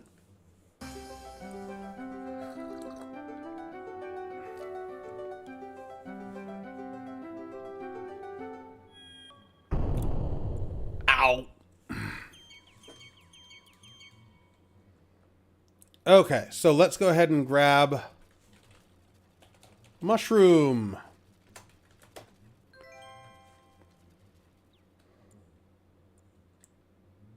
Yeah.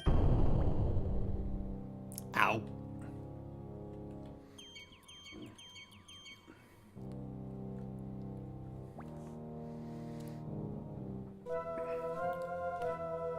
I like this version of the rat more. Oh, it's still hilarious. Like, the animations for this are absolutely brilliant. Give cheese to rat. Cheese? Well, now that you mention it, I guess I am kind of hungry. The rat drools at the sight of the cheese and snatches it from your hand. You might want to count your fingers. Count fingers. Amazingly enough, you still have all your fingers. Oh no! Now what are you going to do? With a genuine four-leaf clover in your possession, the leprechauns fear and respect you.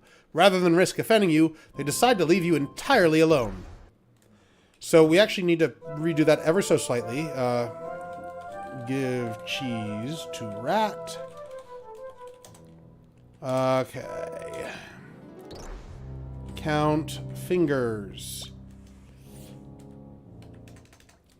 Alright, so the reason we're doing that is because we want to play fiddle.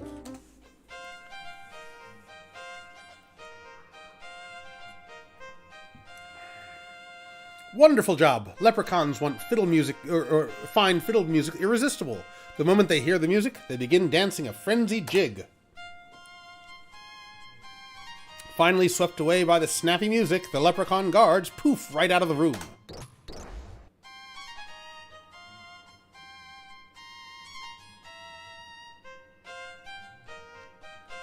Also, I'd like to point out, they actually give you a hint that you need the 4-leaf clover with the column here with the 4-leaf clover on it. I really like that. That's a nice little hint. It's good game design.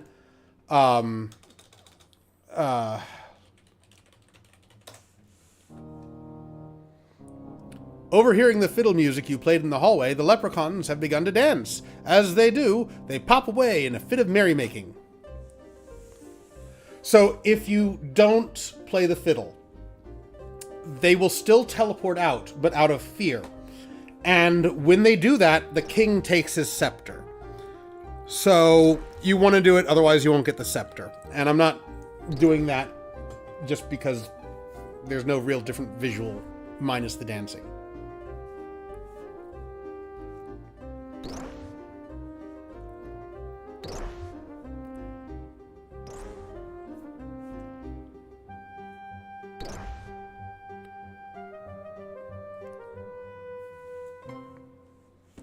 There we go. Get shield. You take the magic shield. Congratulations. Get scepter.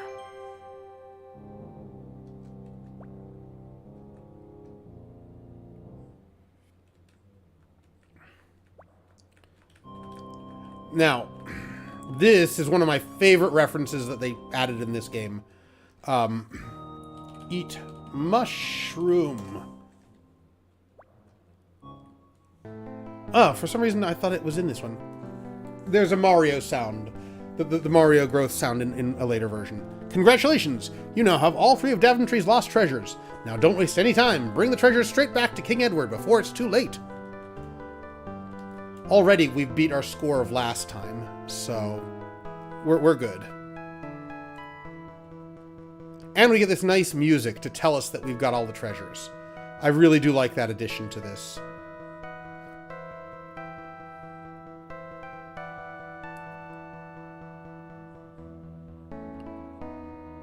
Where are the guards?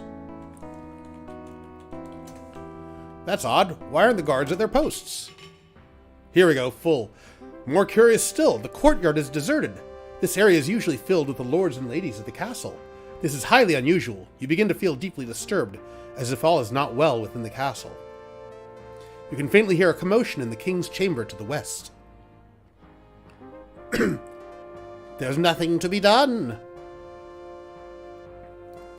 Our king's melancholy is too much for his heart to bear. Perhaps if Sir Graham had returned with the 3 lost treasures of Daventry...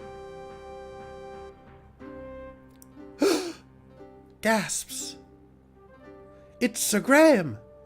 He's returned. Did he find the treasures? Shh. Listen. Your Highness, I am at your service. Did you succeed in your quest? I did, Your Majesty. Here, as you commanded, is the magic mirror, the magic shield, and the magic chest to fuck up the economy. Oh God, my heart! I'm afraid it's a little too late for me. But you have done superbly, my knight, and as promised, the kingdom is yours.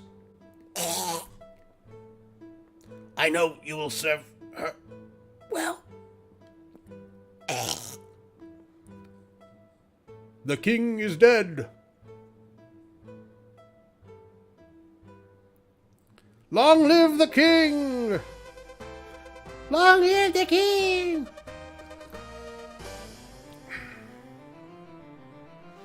And thus ended Sir Graham's great quest for the lost treasures of Daventry. Despite the loss of their beloved King Edward, the people of Daventry grew happy and prosperous, and flourished for years to come.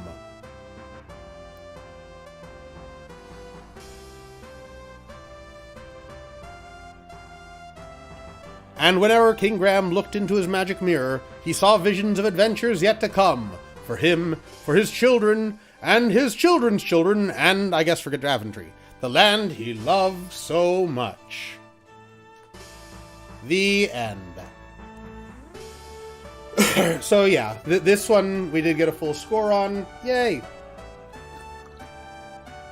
I do love this version. The next version that we're about to play, I'll go ahead and close this out, is a fan remake. It came out in about 2000 or 2001, I think. It was released for free. They managed to not get DMCA'd, miraculously, because they weren't charging for it, and they said that this is purely a thing of love. For some reason, Vivendi or whoever owned Sierra at that point did not, tell them to eat shit, which everybody is very thankful. We're playing version 4C, I think, which is the latest version. Originally, when it first came out, it had not as good artwork and did not have the voice acting. And they actually got the original voice actor, Josh Mandel, who did King Graham in later games, to come and reprise his role for this. Even though it was a fan project. He's a really nice guy. I've met him before. Very friendly. Originally, when this first came out, the company was calling themselves Tierra, as a parody of Sierra. Then later on, they renamed themselves to AGDI Interactive, or AGD Interactive. So that's what this version is.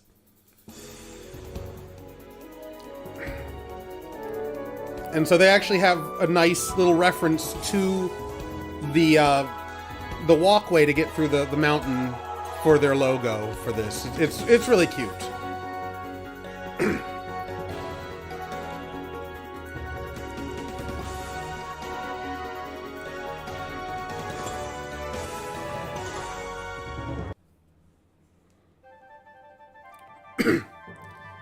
And so we actually have a return to the King's Quest that they use, that screen just now, they used from King's Quest 5 and 6. So, for consistency, they did it for 1, 2, and 3 when they remade them. So, let's go ahead and do the introduction. As you can see, this is much more... Sir Graham, the bravest and most honorable knight in the troubled realm of Daventry. King Edward the Benevolent, aged ruler of Daventry, has summoned you to the castle for reasons unknown.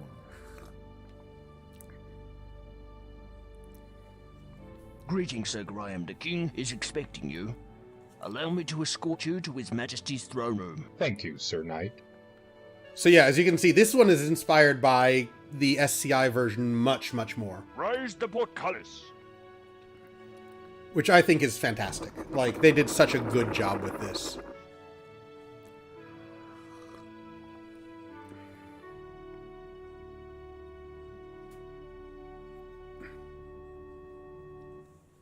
I am at your service, my king. I am an old man, Sir Graham. Perhaps too old to carry the weight of this crown. My bones ache, my hands tremble. I'm afraid my time on Earth grows short. But enough about me. Great misfortunes have befallen Daventry since the loss years ago of 3 magical treasures. I have chosen you, the finest knight in all of Daventry, to search for these lost treasures. Only then can this kingdom be restored to its former glory, and only then may I rest with the knowledge that my people are safe. The first treasure is a magic mirror that foretells the future. The second is a magical shield that protects the bearer from all mortal harm. The third and last is an enchanted chest that is forever filled with gold. I know that what I ask is difficult, nay, perhaps impossible. The dangers are many, but you are brave and pure of heart. That is why I chose you to volunteer. If you succeed, you will inherit my crown and rule the realm of Daventry as her rightful king. Go, Sir Graham, and know that the fate of Daventry lies in your hands. Take heart, my king. I shall not fail you.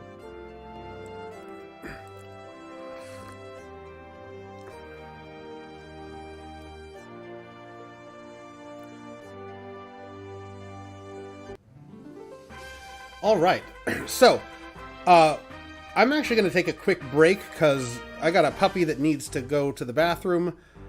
So we'll be back. I will see you in a few minutes.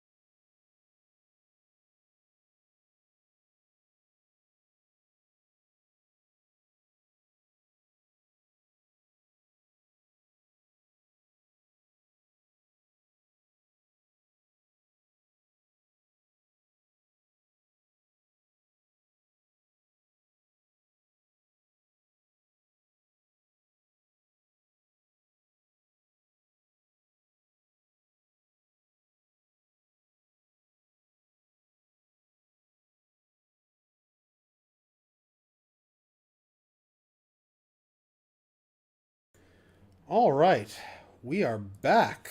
Let's switch back over. And let's go ahead and start our game. Sorry about that. All right, would you like to play the game without the possibility of encountering dead ends or getting stuck? Nah. You have selected to play with dead ends enabled. The game will play exactly the same way as the EGA version of King's Quest I, Quest for the Crown. Yep, so this is more or less a one-to-one remake. You can turn off dead ends, but we're not going to encounter any. Let's turn up that speed a bit and just a couple of things. There we go. So let's start off and get our rock. And for shits and giggles. Oh, I want to do... Duh. Yeah, let's go ahead and override that. The moving rock rolls downhill and right into you. A crushing defeat. Okay. Oh, and we also want to fall in the moat, just for shits and giggles.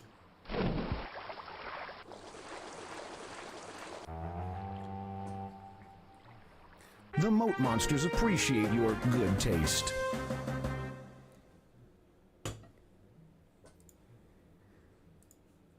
Okay, cool.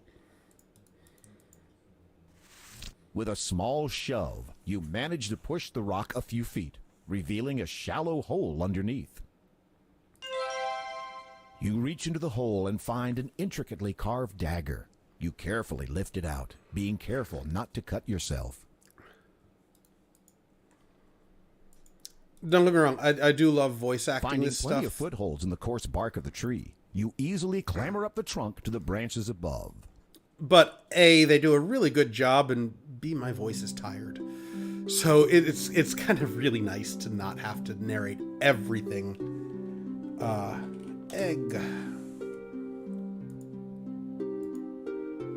Ah, shit.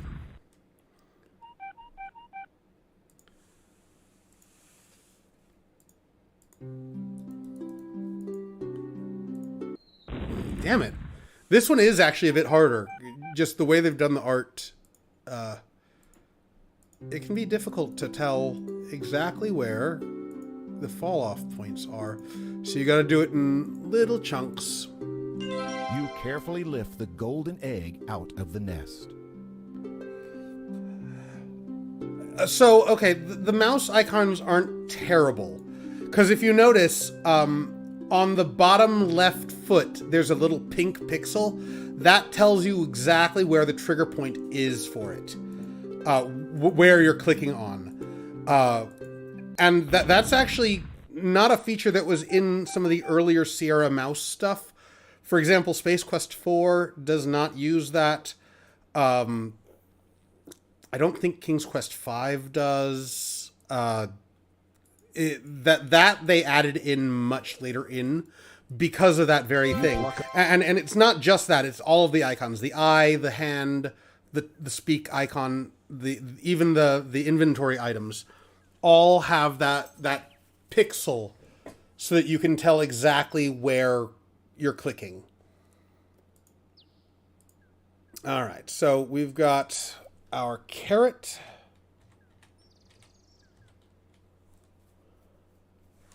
I'm trying to figure out what the restart point is exactly, because that's not there normally when you run it. It might be a Scum VM thing, because I'm running this in Scum VM, which I've never done before. So, yeah, I know. Wise idea to do it on stream, huh? Wandering along There's the the banks elf. of the Good. beautiful lake, you see a cute little elf. That's straight. Talking to yourself. No, talk to the elf, honey. Talking. That's strange. Come on. The There we elf go. is impressed by your friendliness and responds by handing you an elegant little ring. I've had me eye on ye, Sir Graham. Methinks you might enjoy this little trinket. For just a wee bit of time, it has the power to make ye invisible. May it give ye as much entertainment as ye has given me this day. With that, the elf vanishes. So the icons, when they first came out, were very controversial because a lot of people did like the parser, the text parser. But by doing the icons, it it adds in accessibility for younger children and for people who are not good at typing, etc. I get it, I really do, but I do actually like the mouse interface. You choose a... It takes a bit of getting used to, but it's not that bad.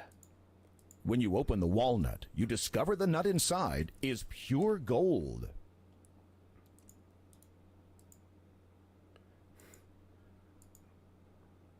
I currently am holding a chihuahua in my arms, and she is intently watching... ooh, not this time. We'll do her death a bit later.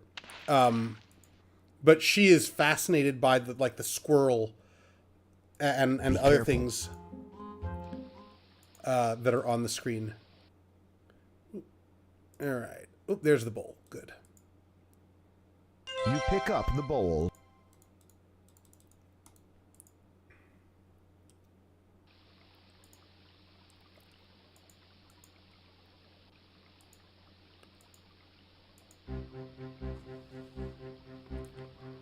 As you start to cross the bridge, a huge, hulking troll stomps into view and blocks your way.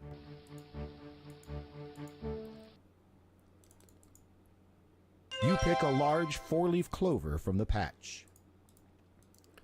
Sorry if I'm being a bit quieter right now. My voice is actually more tired than I thought. But we're gonna continue on. Gentle Sir Graham, I am your fairy godmother. Your quest is indeed noble.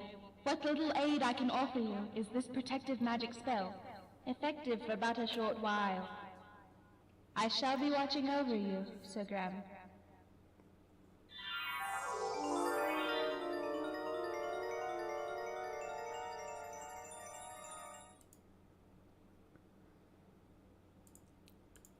Alright, let's see here. Ooh, we got the goat. Totes my goats.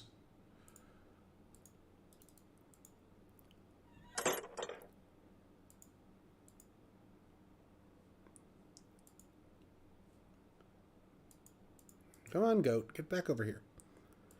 Alright, let's go ahead and Nothing happens. tempt our little goat. Come on, buddy. Very clever. You tempt the goat with a carrot, and he begins to follow you around. You've made a friend. There's not...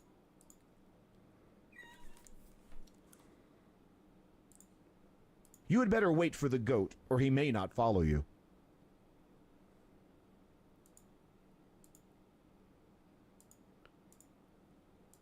Alright. Always good to save with that kind of thing. So, let's see if we can find our way back to the Billy Goat's gruff. I think this is the way, isn't it? Oh, almost. We're almost there.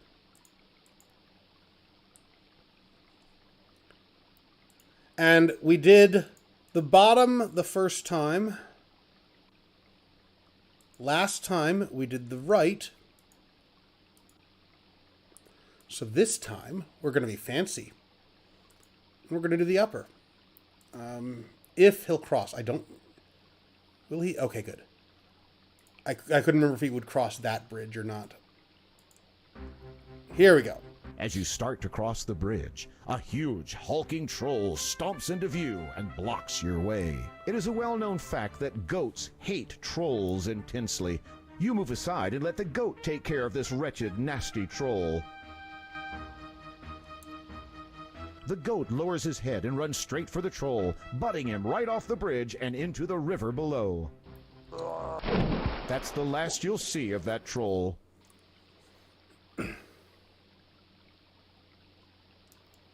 And then the goat fucks off. Alright. Ye best be careful, young Graham. The mystic protective spell of mine has weakened and departed. Welcome, Sir Graham. I've been expecting you. I have something that will be of great use to you. But first, Sir Graham, you must answer this riddle. I'll give you 3 guesses. What is my name? Okay. So this is just like the last one. It is the just it backwards, not the alphabet backwards.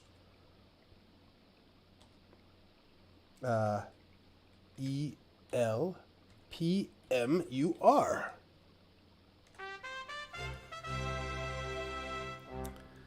Yeah, I'm not gonna do both versions of it again.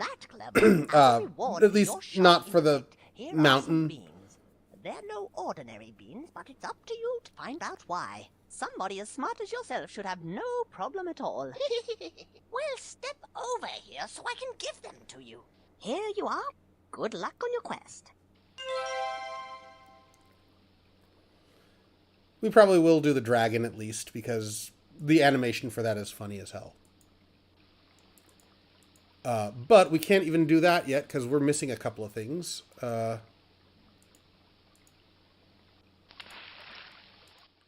We need to go, and we need to do right where we need to be, actually.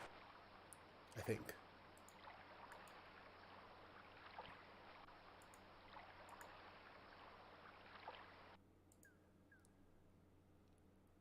Pebbles, I think, are... Yep, they're right here. Good. Pebbles, yay. You grab some pebbles. You know, I probably will actually kill the giant with the pebbles at least once, just so we can see the Inscribed on animation. the inside of this empty ceramic bowl is the word fill. To your astonishment, something begins to bubble up from the bottom of the bowl. Within moments, the bowl is filled with a hot, savory stew.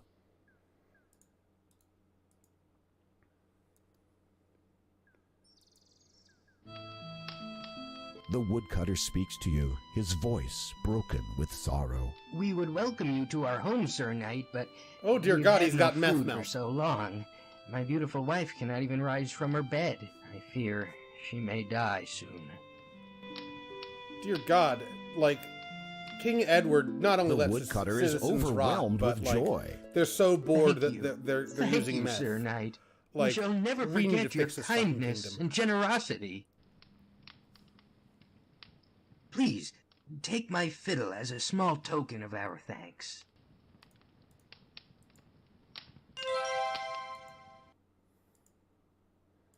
Alright, let's go ahead and save.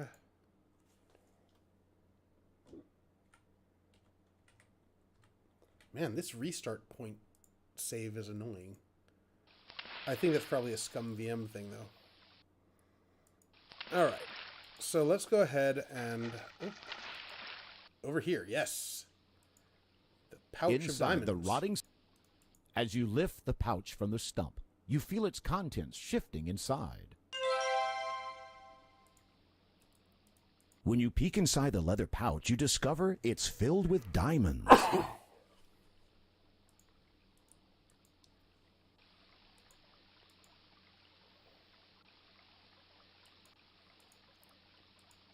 Okay. Next, we want to find the well. It's somewhere around here. Almost, I think. Nope, not that way. All right.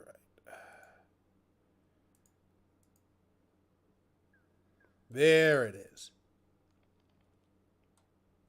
After you are in the old bucket, your weight causes it to slowly descend.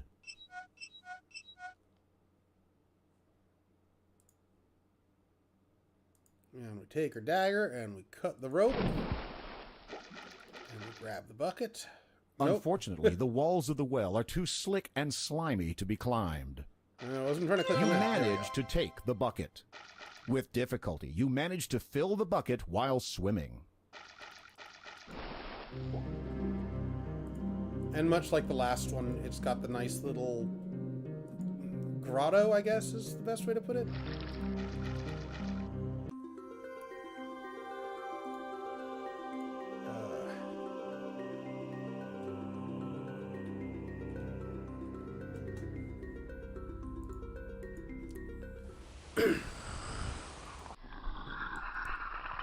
Oh, hi. Hi, dragon. Eat a dagger.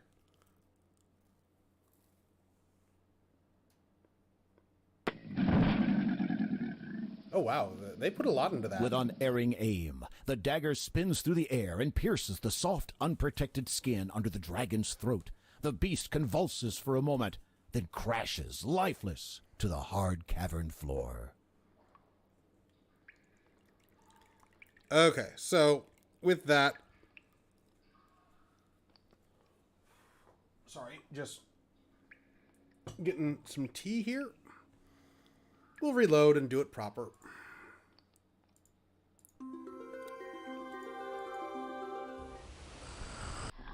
Actually, let's have the dragon eat us. I want to see that. Yeah. By venturing too close to the dragon's flame, you made an ash out of yourself. Oh, I was a bit quiet. Sorry about that, Flint. Thank you for the heads up. I love the little eyes on the ash pile. No, darling. I'm not picking you up right now. Sorry, I have a chihuahua that wants to be held more, and I need hands right now. Alright. Suck water. Good shot. The water hits the dragon square in the face, dousing his fire. How's my volume level, Flint? I know, it's a great pun. Unable to defend itself with anything more than harmless clouds of steam, the dragon rolls aside the granite boulder and slinks off in shame, leaving the mirror behind. You take the magic mirror. Congratulations!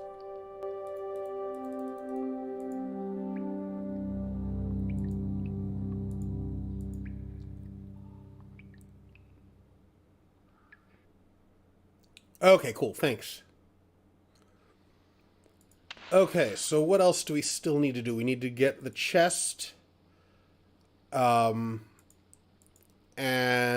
we need to then go get the shield. I want to say we already have all of the treasures, but I could be wrong.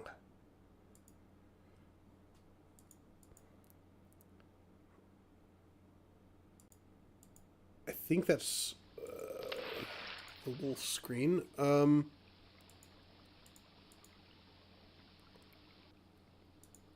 We've got that. We don't need that. Oh, we still have to do the witch. We've got to get the cheese. Duh. I don't know how I forgot that.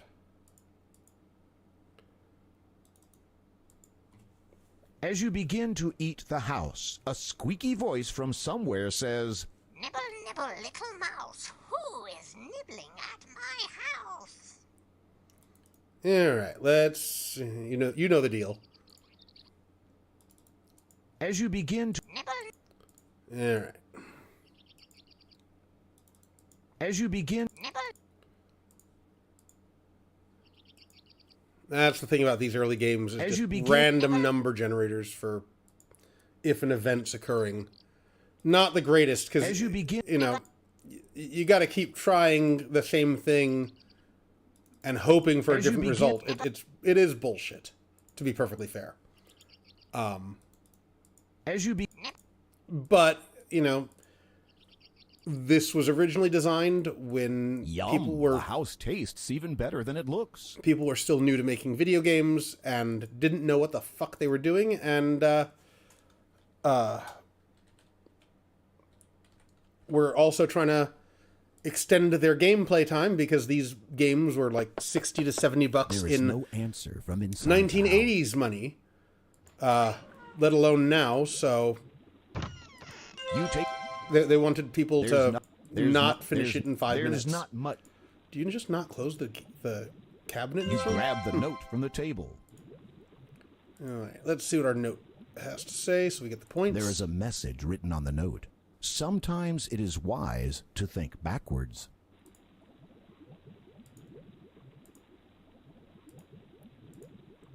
Alright, we're gonna wait here. I can smell someone tasty in my house. I don't know about you, but the witch sounds like a bit like Eric Cartman to me. I'm going to get my cauldron ready to cook someone for dinner. Yum. After I get the cauldron nice and hot, I'll be ready to have someone for dinner.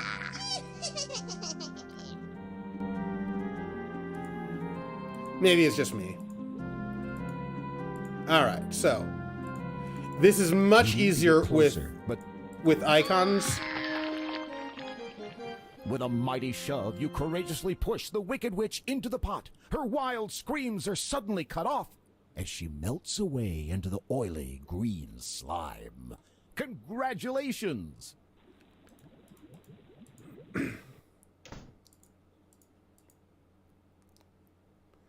Let's get out of there. Alright, so now we are ready to do, I think, the beanstalk. We should have everything.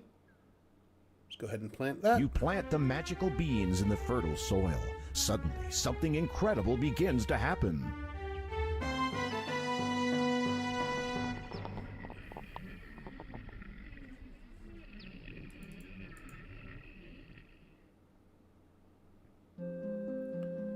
Okay, so, much like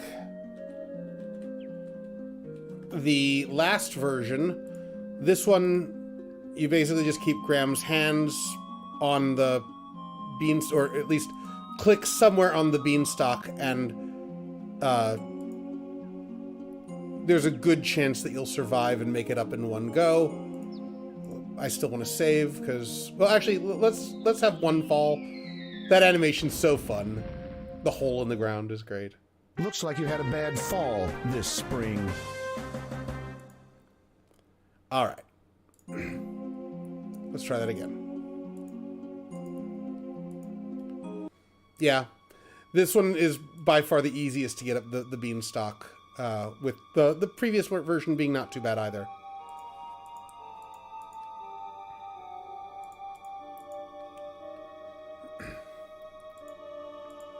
Alright, so let's go get our slingshot, and we do want to try to sling the giant again.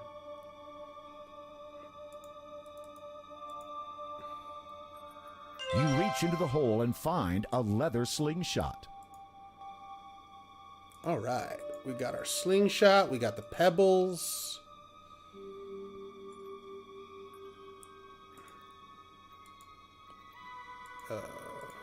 Save, because things can go wrong pretty quickly in this game if you're not careful. This is...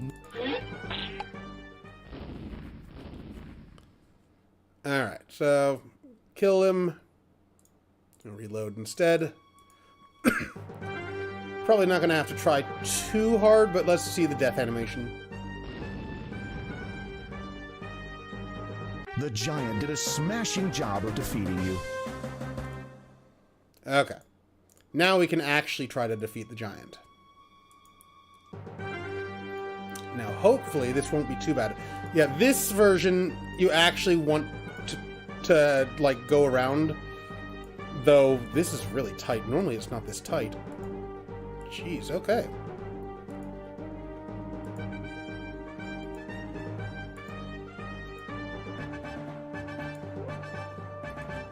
Crap. No, no, no, no. Keep going. Damn it. I got stuck on the damn tree. The giant did a smashing job of defeating you.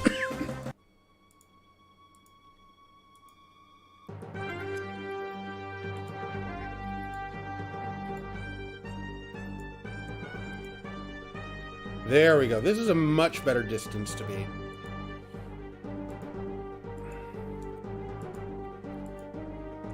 But you've got to be really careful, because if you go too quickly, he will turn the other way to try and get to you. Shit. Got stuck again. The giant did a smashing job of defeating you.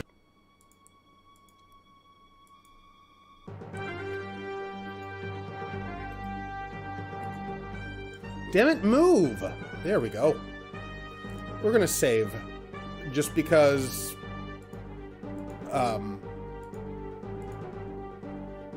yeah.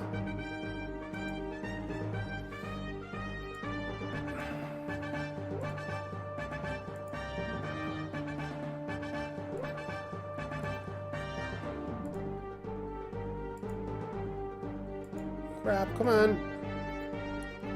Please stop getting caught.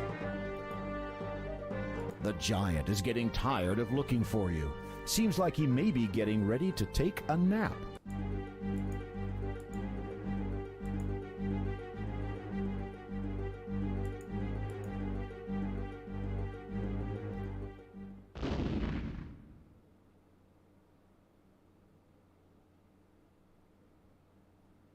Good job! The huge giant, tuckered out from stomping around, has fallen fast asleep. Slowly, carefully, you take the chest without waking the giant. Oh yeah. We got the chest. Chesty McChesterson.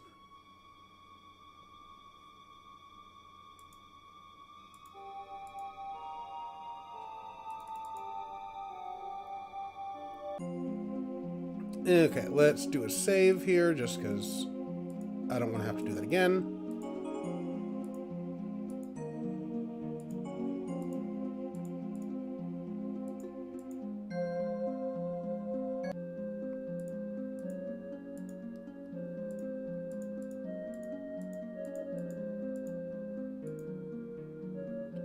Alright, we are back on terra firma. I'm just trying to think. I don't think we're missing anything, are we? We got the clover, the cheese, the fiddle. I don't think there's any other treasures we're missing either, because we've got the egg, the walnut, the diamond pouch, and the ring. So, okay, I think we're ready to go to the final bit with the leprechauns. If I can find where the cave went to. Like I said, I can never remember the damned map for this game.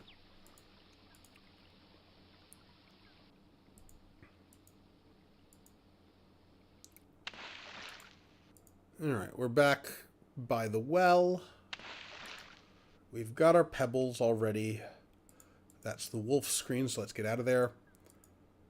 Let's get out of here, because that's another bad screen of monsters. Okay, so if that's that one... Hang on. I'm consulting a map quickly. If we are at the lake next to the door, and we need to get to the cave... Okay, it's just to the right. Sweet.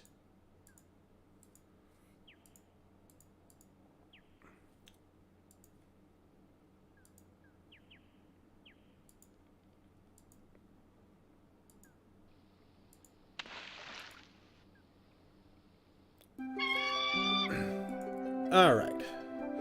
So this one is actually probably the hardest one to get the eagle to grab the eagle, because it's very, very finicky. And the eagle will only swoop 3 times before it fucks off. So then you've got to leave the screen and come back, and it's right by these little rocks, and you've got to get it right as it's swooping down, because you have to time the animation too. Damn it. It is one of the few problems I've got with this version, is getting the eagle, because of the way they did it. Don't be afraid, just...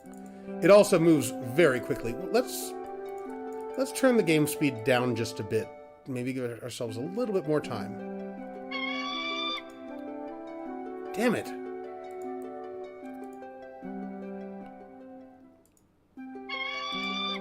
Don't be afraid.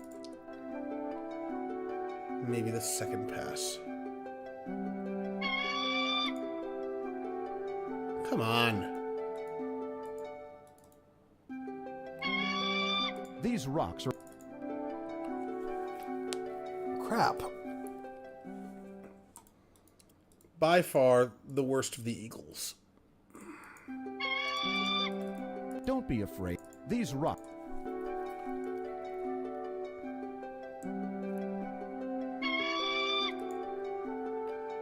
Come on. That should have gotten it.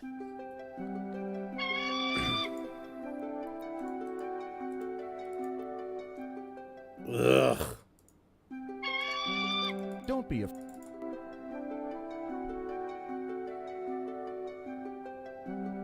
Come on. That should have done it. Come on.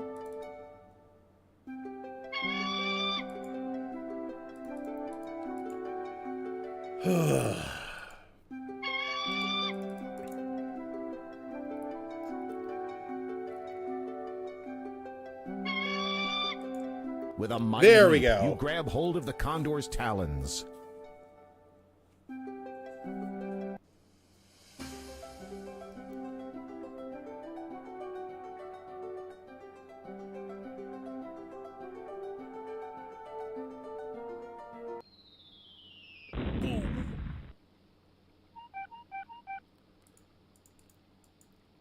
I love the little sound he makes when he's Pick the falling. mush.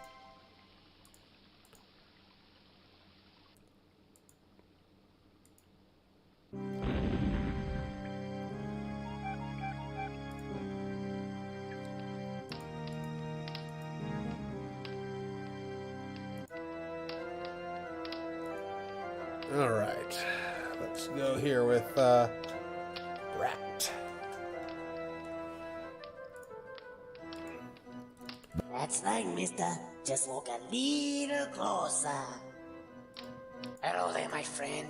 Are you looking for anything in particular? You wanna pass through my little door here, right? Well, maybe we can work something out. What's it worth to you? All right, here, have some cheese. Cheese, eh? Well, yeah, now that you mention it, I guess I am kinda hungry. The rat drools at the sight of the cheese. I and think if you don't snatches have it the from cheese, your you can hand. probably also give him a You treasure might similar want to the to count troll. your fingers. But I'm not in 100% of Amazingly that. enough, you still have all your fingers. All right, on to the leprechauns, because we are almost done with this game.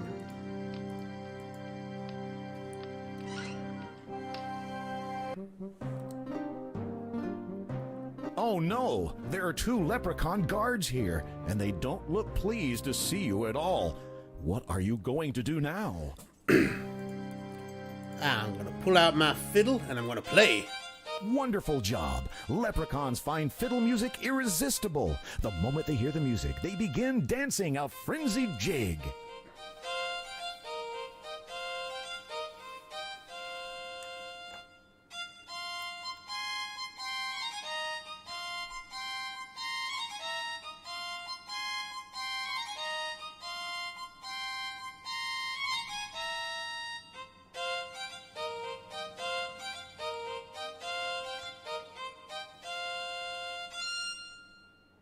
Finally, swept away by the snappy music, the leprechaun guards zap right out of the room.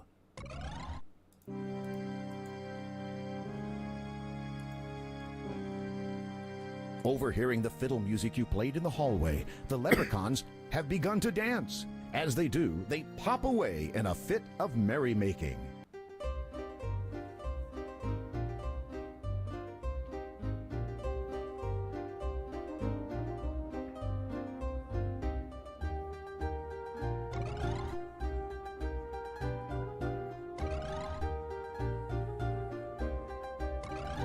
Oh yeah. Dancing leprechauns.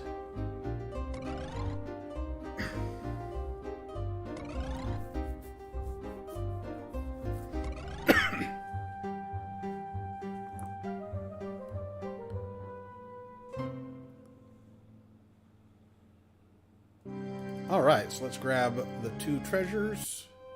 You take the magic shield. Congratulations!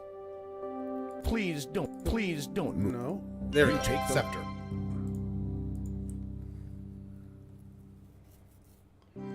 Alright, and now comes the reference that I was telling you about the last game. Let's just save. So we take our lovely little mushroom here, which looks oddly familiar. You eat the mushroom.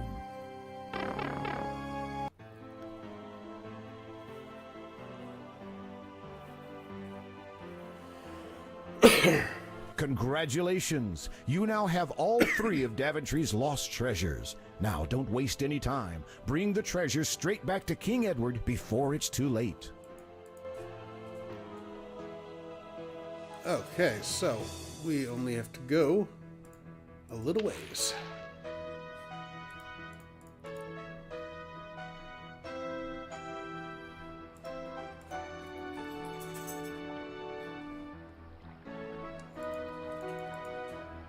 That's odd.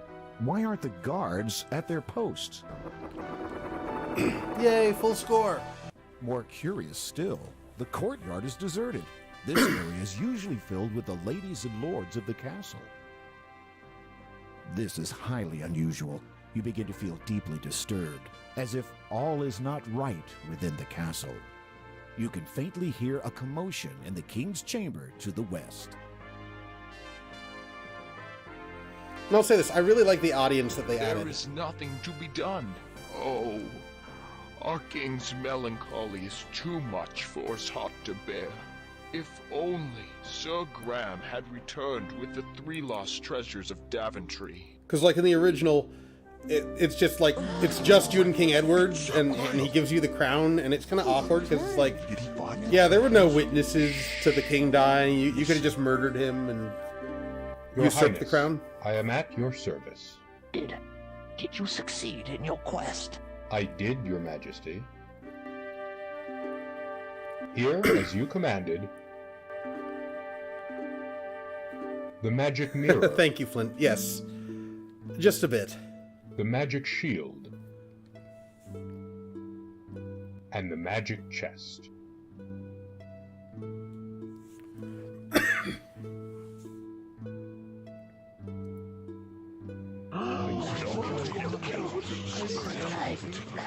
I'm afraid it is a little too late for me, but you have done superbly, my knight. As I promised, the crown is yours. I know you will serve this kingdom well. The king is dead.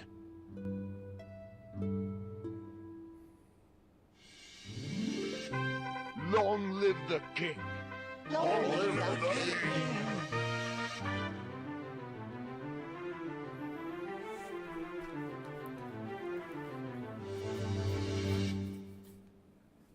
And thus ended Sir Graham's quest for the lost treasures of Daventry. Despite the loss of their beloved King Edward, the people of Daventry Incompetent grew King happy Edward. and prosperous for years to come.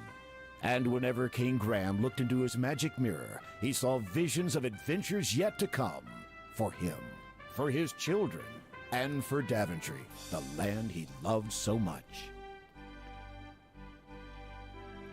The end. Question mark? So, thank you all for joining me. It's been a pleasure to have you all here. It's been a lot of fun playing through this. I'm definitely going to do it with more other Sierra games. But not today.